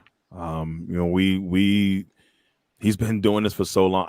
It's so funny to go back and look. I remember when Randy Orton first came out, I was in high school. I was a big Orton guy. My first ever wrestling event I went to, I had a poster that said "The Arrogance of Orton," because as soon as he hit you with on the top, I just thought it was awesome. So every time I was like, yeah, that's the arrogance of Orton right there. There's nothing like it. Seeing what Orton has been able to do over his career, being able to go from heel to face to whatever, he's been able to do everything great. Like, it's just been a masterpiece all the way through. Even in losing this match, like, I'm not disappointed that Randy lost, because we saw him kind of pass the torch on in this match. Like, we got to see Randy Orton do what a good veteran wrestler does, and that's put over the next great talent in the industry. So I want to really, in this time, just really give my shout out to Randy Orton, because he's always had this great style, from Legend Killer on to now, from Rated RKO, you name it. Even with old Matt Riddle, who I despise. I've never been a Matt Riddle fan. Put some shoes on while you're in the ring, my guy. But I just always not the shoes. Yeah, just put some shoes on, man. Like, it's ridiculous. But I've always just kind of respected what Randy's done in the industry, and Gunther put on a hell of a match, and it was just great to see him get that love in front of his crowd, because he rarely gets that type of love. I mean, the fans, they love his wrestling, but for him to get that type of love was good to see. So great match. Great job WWE going overseas and picking the right spots and picking the right matches when they go overseas to have. They make sure they do it right each time, and I can truly appreciate that. So just like I said, great match. But Randy, I want to thank you, man, because I know we're getting close to the end and nobody really wants to talk about it, but it's coming. No Diddy. Faster than we all would want it to be. So shout out, pause. Shout out to Randy Orton and Gunther for a great match. Yeah, no Diddy. Yeah, man, definitely. Just want to throw an extra one in there. Y'all put in a 5-star match, man. Go, Statman. What you think, man? What are your thoughts? I don't think like enough can be said about Gunther's ring psychology, because the man sold that hand injury and arm injury like it was the end of his life. Like, he hit any move, he was going straight back to the hand. He struggled to get him up for the powerbomb. He was going straight back to the hand. The man is, God, he's just so goddamn close to being a perfect wrestler. He's so close that I can't think of what's missing to make him the perfect wrestler, except for, I guess, a long heavyweight title reign. But we're on the way to that, hopefully. But Randy Orton, there's just not enough time to describe how thankful we should be of him and the work that he's put in over the years. Apex Predator, I think we might have forgot Legacy Randy Orton with him and Cody and Ted Jr. But like, that was also a great time for Randy too as well. But like, just the work he's been able to do and how he's been able to reinvent himself over the last couple of years and coming back and even being pothead Randy with Matt Riddle, even though you hate him. But like, you got to give credit where credit's due. Him and Randy just got along like crazy, and they clicked, and they were able to just get over it, get along with each other. And like, it brought out like almost a youthful side of Randy to be tagged with him for a while. And like, I can thank Matt Riddle for that. So you got to give him credit for there. But like, just an excellent match. I'd expect nothing less from two of the best wrestlers. One of the best wrestlers we've probably ever seen, and two, the other one, best wrestler that nobody still seems to not know about. I don't know. Somehow Gunther feels like he still doesn't have the respect he deserves. And it's hard sometimes because he's in the era with, names like Daniel Bryan and Will Ospreay and Seth Rollins and Kevin Owens, and Randy Orton is still somehow at a top level at his age too as well, and how long he's put in. But like, if you don't know how good Gunther is with just how he portrayed himself and just selling in this match, like, that was this match was nothing less than a masterclass in selling something so small as like a hand injury to just make it like worth it, especially with his finisher being a power bomb and the way he was able to not just 1, 2, 3 times for the choke out. And it's just like, I love Gunther. Jesus Christ, I love that man so much. He's just a great wrestler. I'm so glad. But like, and even now, like, you think about it, Gunther's almost 40 years old. I think he's like 37, 38. So he's like in the tail end of his prime. I don't think he's as close to retirement as Randy is, but like, he's not a young gun anymore. He's not a young pup. He's cut his teeth on the indies in Germany, which is why they loved him so much. But like, just, I think this should be one of the first mega stars in Triple H's WWE is Gunther as a heavyweight champion. So I think he's going to be in this title picture for the foreseeable future, as long as he wants to be there. I think if there's someone like that he should give the boat to keep at all costs, it needs to be Gunther for Triple H. You cannot let him go.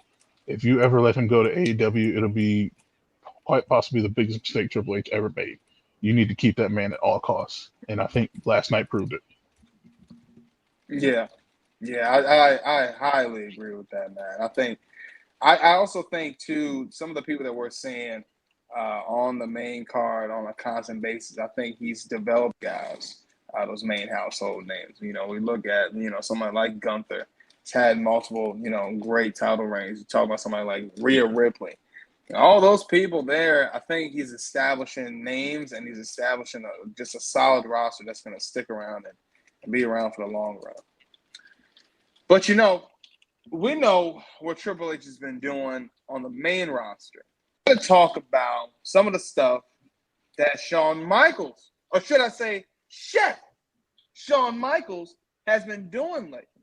I mean, we want to talk about some of the stuff that's going on in this card. Now, let's go ahead. Let's break down to it. We got a little thing, we know no Mercy is about to happen in the next, less than an hour right now. So we'll be watching it.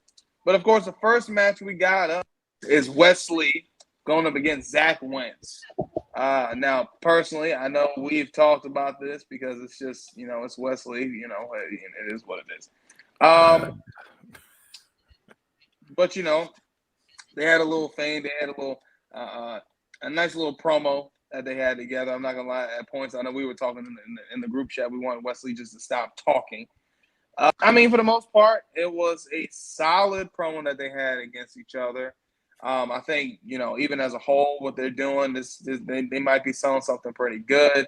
I think the match is going to be good overall. Now, storyline, it is what it is. Who cares? But when we talk about somebody in the ring that's amazing, I would definitely put Wesley on that list. He's great at selling. He's great at spots. And I think he's a great guy to have him in the ring with that chemistry. Heartbreak Prince, what are your thoughts, man? What do you think? Well, for this match, and we just doing what we predict for this match. Yeah. I think, I see Wesley going over and winning. I do think he definitely needs some mic work because he said the same thing like 5 times last week, and I don't really agree with and like how they keep saying we're gonna send you back to TNA. We're gonna send you back to TNA.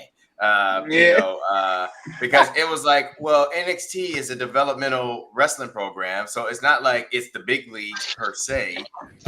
And so I don't know why we're talking about it like NXT is above TNA. They're the same level, if not. I think TNA is probably a little bit more professional in the sense that it's professional wrestling, not necessarily developmental. But that's either here or there. But Wesley, I think he goes over, and I just think just continue to again put the NXT wrestlers, WWE wrestlers over until it gets to that championship match, which I really hope they have the kahunas to do what we all want them to do. Please. Yeah, I'm not gonna say his name right now. Yeah, nope, too early. He might appear. Yeah, man. I think this is kind of an obvious one. I don't think I really see Zach Wentz getting a W in this sense. If he did, then maybe. But we'll see what happens. Stat, man, what are your thoughts, man? What do you think about what's your overall prediction on what you think about this match, man? I hate saying it because I think these guys are talented. But it's the weakest card on the match. It's the weakest match on the card, but I'm trying not to say it with any sort of disrespect because both these guys can put on some good matches. I just think they put on good matches when they're fighting together rather than against each other. Because I still remember MSK when they were NXT Tag Team Champions, and I loved every single match that they had. Before Wentz got let go with his personal issues outside the ring. I think we could have probably been talking about them as one of the better tag teams NXT had ever seen. So I just should be a good match, good spots, some fun spots, a good warm up match to get going for tonight, and we'll see what happens. But I'm not gonna go crazy about this match. Yeah, that's how I'm feeling about it. Mr. Xclusive, what are your thoughts, man? We see your predictions already. How you looking for this match? Yeah, there's a part of me that would like to see Wentz win this match. I just don't. It doesn't make sense for him to win the match. I think they're trying to push Wesley as this weird heel. So I think that seeing Wentz win this match. Now, what I do like is that he's going to bring the TNA X Division Championship over there, and there's a part of me that hopes that Wesley has the cojones to be like, put that X Division title on the line, brother. And we get that match for No Mercy, which would be great. And what I hope comes from that is Wesley wins that match. Then what I hope comes later on, well, I won't say his name, but you know exactly what I'm looking for. Hey, that's all we really need to see. That man, look, that would be great. I'd do that, but we'll definitely have to see. Next match on the card, we got Chase University going up against Nathan Frazier and Axiom. Personally, now I've talked about this whole tag team thing. Nathan Frazier and Axiom. This is one of the ones I said is a joke, but they're actually a really good tag team. Okay. I don't think this match at all. Multiple reasons why. You just had Chase University win these titles not too long ago. It would not make any actual sense to take those titles off. And NXT is not known for really doing that with their tag titles, so I can't see them doing that at all. Mr. Exclusive, what are your thoughts and your predictions on this match? Well, I'm going with Chase U, man. I mean, look, they've got a quirkiness to them that I just enjoy. There's something about them that's just so cool, and it's corny, but wrestling is corny sometimes, and that's okay. Yeah, and I like them as a group. I do like Frazier, and I'm not even going to try to destroy my man's name because every time I see it, I get nervous. But A-Man X, what would you call him? X-Man? Axiom. Isn't that digestive medicine? Axiom, but that's that might be heartburn medicine. But what I will say is that I think Chase U wins. As I agree that it's too early for them to lose these titles. They just got the belts. But I mean, we've seen a lot in WWE, and we do know that somebody is losing the title tonight.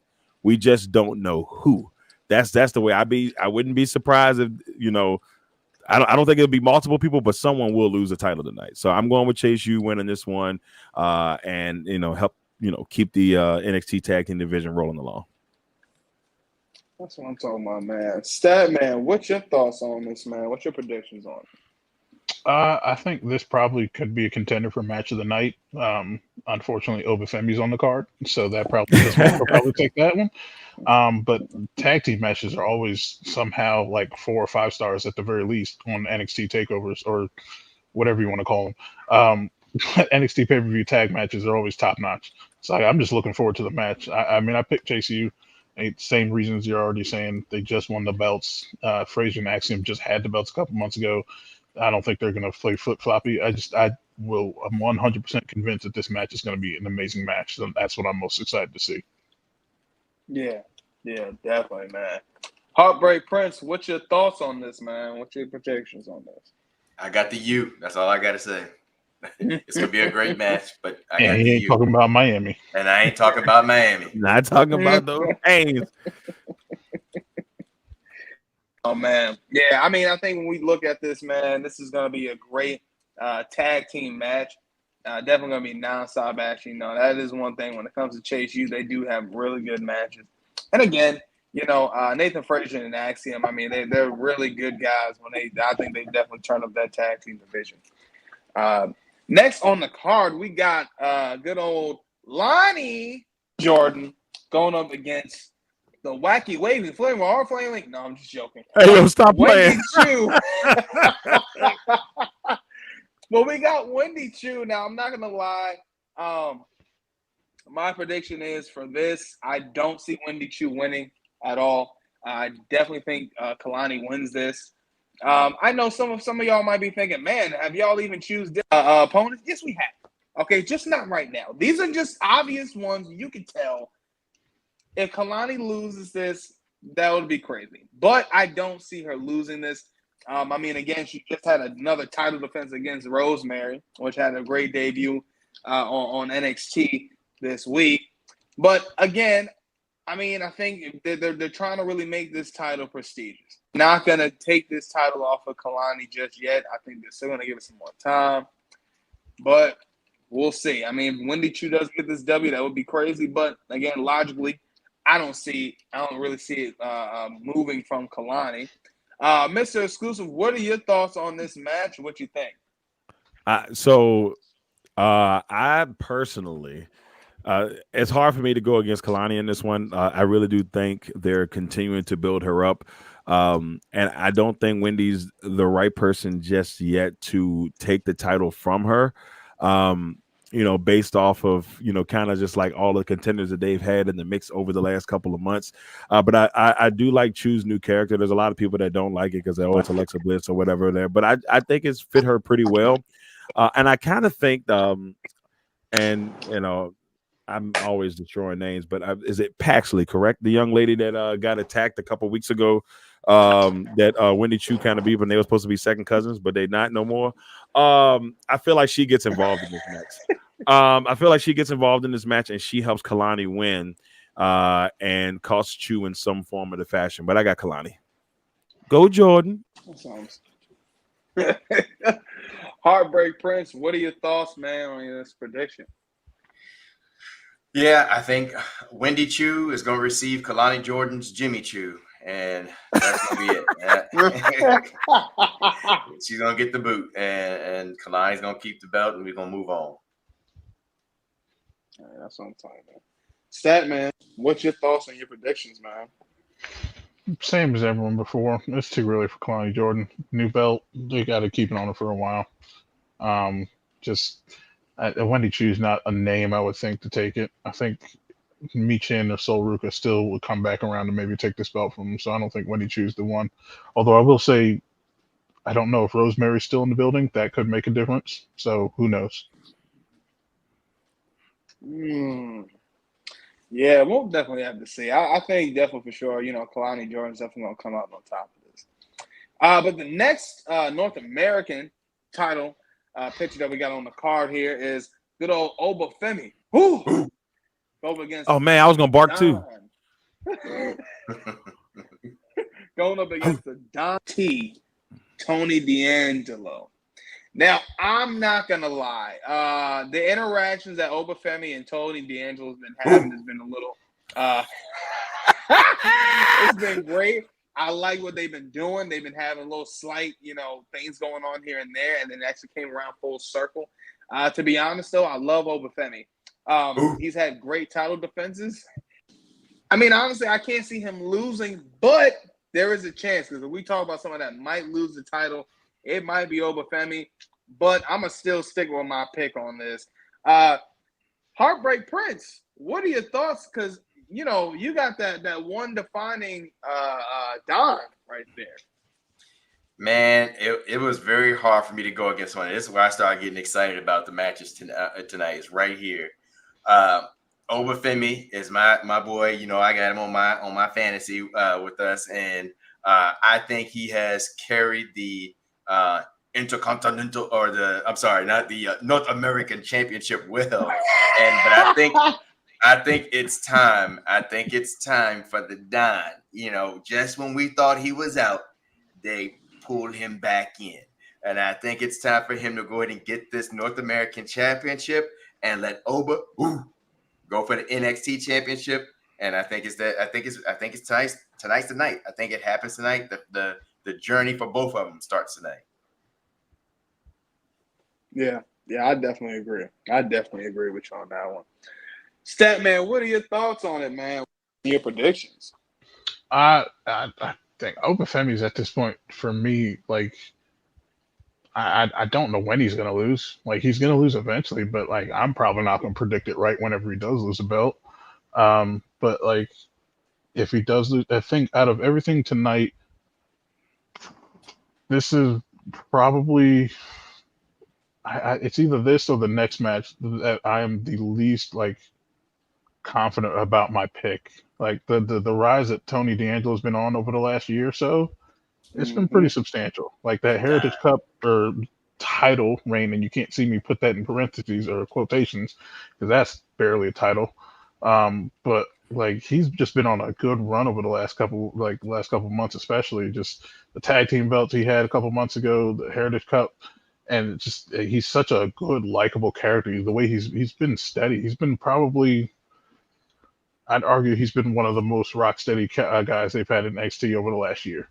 And just the way he's been going, and he's on a steady rise.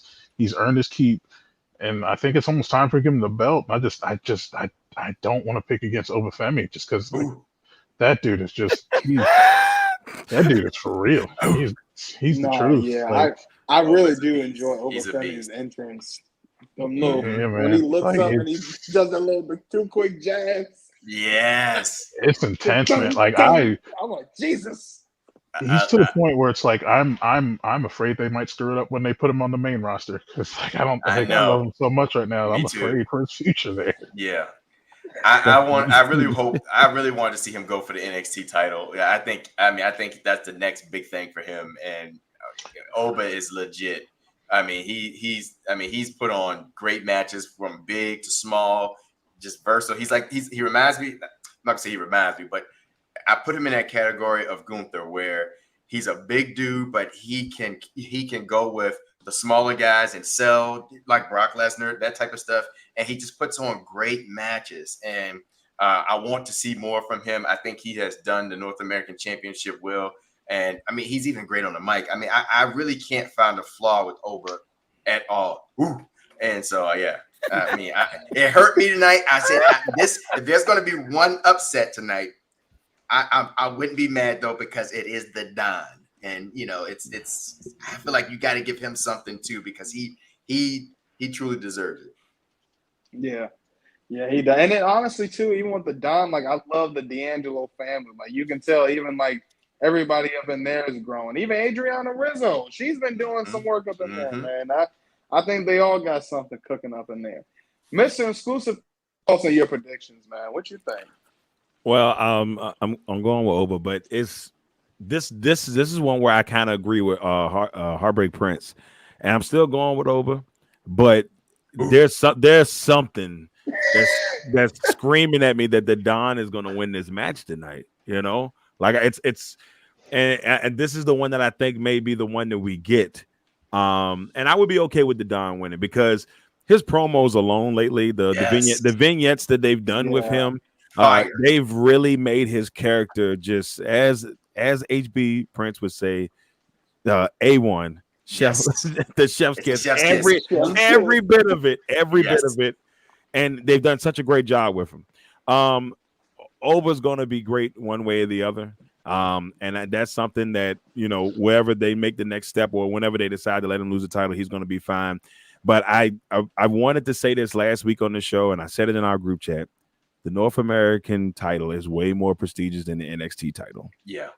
And that's the way it's been. And it's been that way for a while. Credit to I just wanted to make sure it got said. But it's been like that for a hot minute. Like I feel like the best wrestlers have been the North American champion since the inception of that belt. Maybe except for the guy that we talked about a couple weeks ago, where the belt was always dropping past his waist, dropping off his waist. Yeah. Other than that title reign, that's the worst title reign out of all the title reigns that have been in the North American title. So I'm going with Oba, but man, if the Don wins this one tonight, I will not be upset. Yeah, definitely. Yeah, it's the Don, boy. It's the Don. Next one we got on the card. I mean, we got to talk about this one. Come on now. Roxanne Perez going up against Ms. Parker. Jada Parker. Hey, Ms. Parker. I ain't gonna lie. I am not gonna lie. PG. I don't think that's PG. I don't think that's PG at all. No, I think when we look at this match here, now personally, I gave my predictions. I love Jada Parker to death, man. I love what she does in the ring. I love her come up with the start of what she's got. A part of me doesn't think she's going to win this. The reason why I say this, I think Jada Parker is getting that. She's getting that climb like Bianca did when she was starting up in NXT. If I'm not mistaken, I believe it was NXT TakeOver Toronto, or maybe it's Montreal. Statman, I need your help on that. Whenever you got that clarification for me. When it was her and Shayna Baszler. And I mean, just everybody really was behind Bianca in that match, right? And it was like, you could tell it's the time for Bianca, but it wasn't the time yet. And I'm thinking this is one of those same moments for Jada Parker where, you know, we give her a title match. Let's see how she does. Even though she doesn't win this, she could really win the crowd over even more. And I think this is one of those moments that they're giving her. Now, again, if Roxanne wins or loses, we all win. And specifically, I will win. At the same time, when we look at this match, I think even the build-up was great. Seeing Jada Parker, smack fire at a Roxanne Perez, and that was crazy. She smacked the taste out of her mouth. Smacked the taste. I mean, the real taste was gone. And I thought that was great. The whole, just everything that they got going on for this is great. But again, my pick still is Roxanne. That's just, we got to go logical with this. It's got to make it make sense. Mr. Exclusive, what are your thoughts and your predictions for this match? Man, this is one where I want to be exactly where Garden State Warrior is. I love Roxanne. I do. I really do. Roxanne. And yeah, I want to be your man. I mean, I'm just throwing it out there for security purposes. But I really do think this could be the match of the night. Like, this really could be the match of the night. I think that Miss Parker has done such a really good job lately of doing her thing. Like, she, some people just have it. We talked about with Oba, where his charisma, his swag, everything, it just works as a wrestler. Miss Parker has the exact same thing, and it's crazy how her come up has just, flown over the last year. So I'm, as much as I talk all this hype about Parker, but I still pick Roxanne because I think Triple H and them still have big plans for her. But what this match will do, as we spoke about when we were talking about, the gauntlet match a couple weeks ago, it's going to help push her to higher heights. Like, people are going to want her to be champion even more now if she doesn't win. If she wins, great, people are going to be happy, but I think that they're going to want people to yearn for Miss Parker to be champion. So got Perez, but Miss Parker, I'm in your corner. Heartbreak Prince, what are your thoughts and your predictions, man? What you think?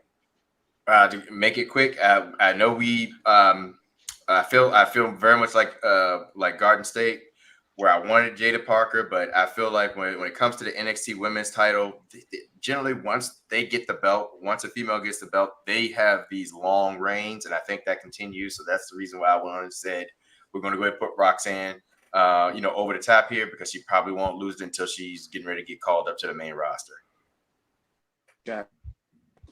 Yeah, that's how I'm feeling, man.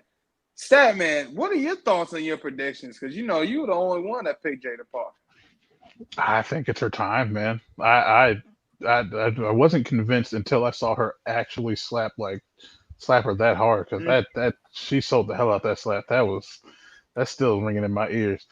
But the only thing that's really kind of like making me second guess my pick is the little like interaction she had after the slap, where she was talking to someone off camera, and I've heard it could have been like Stephanie Vaquer or someone else returning, and some other big name. And it's just, that's one thing that's kind of making me second guess my thought, because like, if you're bringing someone else big, you probably want an established champion for them to go against, and for them to take the belt off the established champions. That's the thing that's kind of making me second guess my pick. But like, I think it's Jada Parker's time. I think she's been on the come up, like you said, and it's her time, man. Like, they need more stars in NXT, and then like, we haven't seen too much of Roxanne without the belt per se. I think, but I think she's almost ready to go up to the next level, almost there.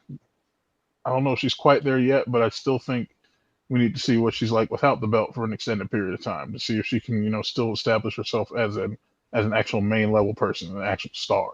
Yeah. And I just can't say it enough, but I think it's Jada Parker's time. Yeah, I agree, man. I definitely agree. I think it's definitely her time. She's on that come up, man. She really is. But we gotta talk about the last match of the night that is coming up, because we got NXT coming on. We got No Mercy coming on in the next 10 minutes. We got Ethan Page going up against Joe Hendry. Now, I'm not gonna lie. This is one of those where I'm on the fence as well. I picked Ethan Page for this because we know that Joe Hendry is a TNA Impact guy right now. And we haven't seen them do too many risky things when it comes to I just looked at all these. I know, I'm reading it too. And they haven't done anything with the TNA, anybody from Impact, and having them win the title. We've seen Jordan It's Roxanne Perez. You know, we obviously seen how she, you know, beat Jordan Grace. So we knew at that point, you know, they weren't going to make that step yet. But this could be the possible time.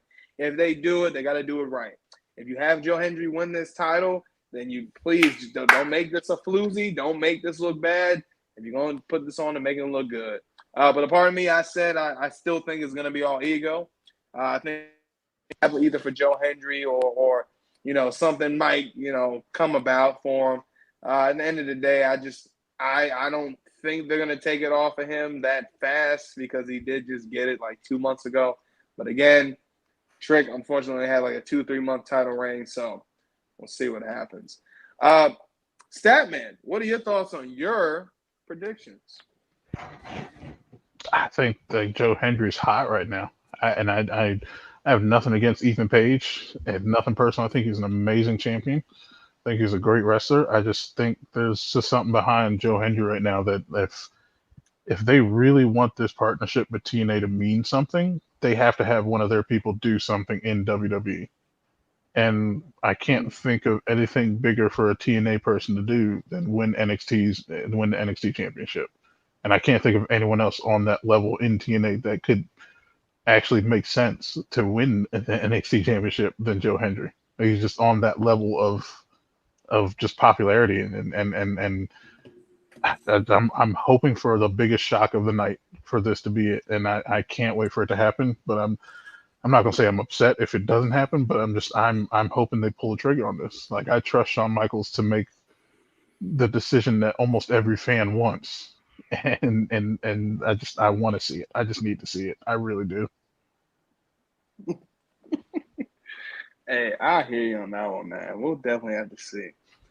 Mr. Exclusive, what's your thoughts on your predictions, man? Say his name and he appears. I believe in Joe Hendry. I need this. If I had to go straight professional on this, I'm like, okay, this is all ego all day.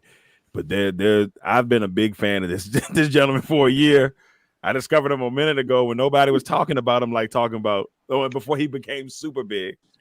I am on the Joe Hendry train. And I am there for it. I hope that he gets the dub, but I got a feeling that Trick Willie is going to cost him the title tonight. Maybe not on purpose. I think it might be accidentally, but I think he costs him the title tonight. That's what I hope that doesn't happen, but I got a feeling that's what's going to happen. Heartbreak Prince, what are your thoughts on your predictions for this match? We love them in London and Paris and Tokyo, America, Scotland and Canada and Mexico. They say, I believe in Joe Hendry. That's it. That's all I got to say. Yeah! He believes in Joe Hendry! That's all I got to say. Yes! Joe Hendry. That's it, man. That's it. They're going to break my heart. Well, look, man. I think we got all of our previews in. We got our predictions in. We talked about All In. We talked about Bash in Berlin. We're talking about, No Mercy. But now we're to the point where we really just need to see who truly. I'm sorry. I don't think my fault. It's time for the no election. That's my fault. That's on me. That's on me.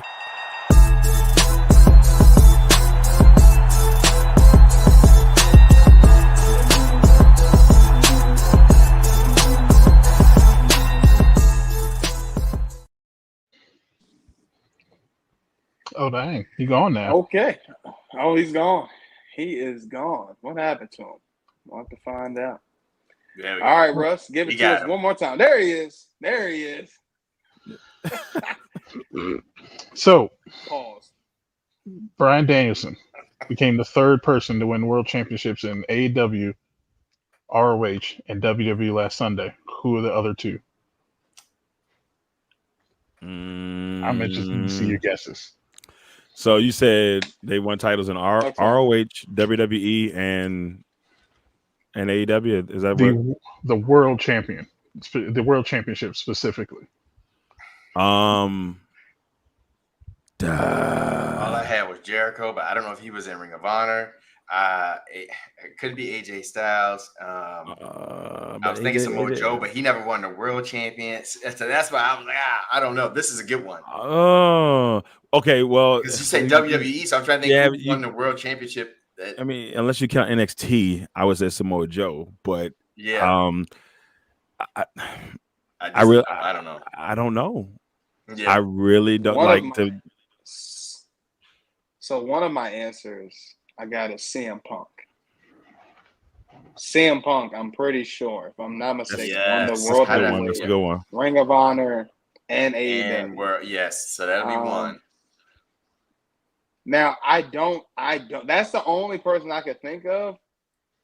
Because I can't think of nobody. Because Dean wasn't in Ring of Honor, I don't think. Nope. Yeah, no, I don't. Moxley. No. I will say CM Punk is correct though. Oh, Daniel Bryan. What about Daniel Bryanson? He said so. Brian Danielson. Sorry. So you said what's the question? Huh? He's the basis of the question. He's the basis of the question. Dang, yeah. I'm sorry. My brain is dying. Gosh, I'm trying to think. I'm like, who is this extra person? I don't know. It ain't Swerve. It's not Chris Jericho because I don't remember him winning. I don't remember him winning the Ring of Honor title, the world title. Yeah, this one got me. Or did I have he? No idea. No, I mean, that's up to you guys. Do you guys have a collectively give up? Because I'll tell you. Yep, I do. We do. Yeah. Yeah, go ahead. So I'm trying to remember the exact date, and I want to pull it up for proof because this person was seen on TV with it. It was because I feel bad for forgetting the actual date. It was Dynamite Grand Slam, where Chris Jericho won the ROH belt and became the second man to do it, the first man to do it. So okay. So there you go. That is Chris Jericho, the learning tree. Hi guys. The learning tree. Hi guys. He was the one who took the belt off of Claudio Castagnoli. Claudio. That's right. It was Chris Jericho and CM Punk. Very nice. Very nice. Oh man. Well, we talked about all the good things. And we'll be back again, but make sure you guys follow us on Facebook, YouTube, Instagram, and on X. And of course, make sure you like, you subscribe, you comment on every platform that we got. If there's a subscribe, we're always dropping stuff throughout the week. And you never know, might be back again tonight for something. We'll see. But I'm your host, Eric Knight. We got the Heartbreak Prince. We got the Stat Man. And we also had Mr. Xclusive. Somehow he's gone, but I know he'll be back. But thanks again, everybody, for watching the Exclusive Nights. Exclusive Nights, and your nights will never be the same.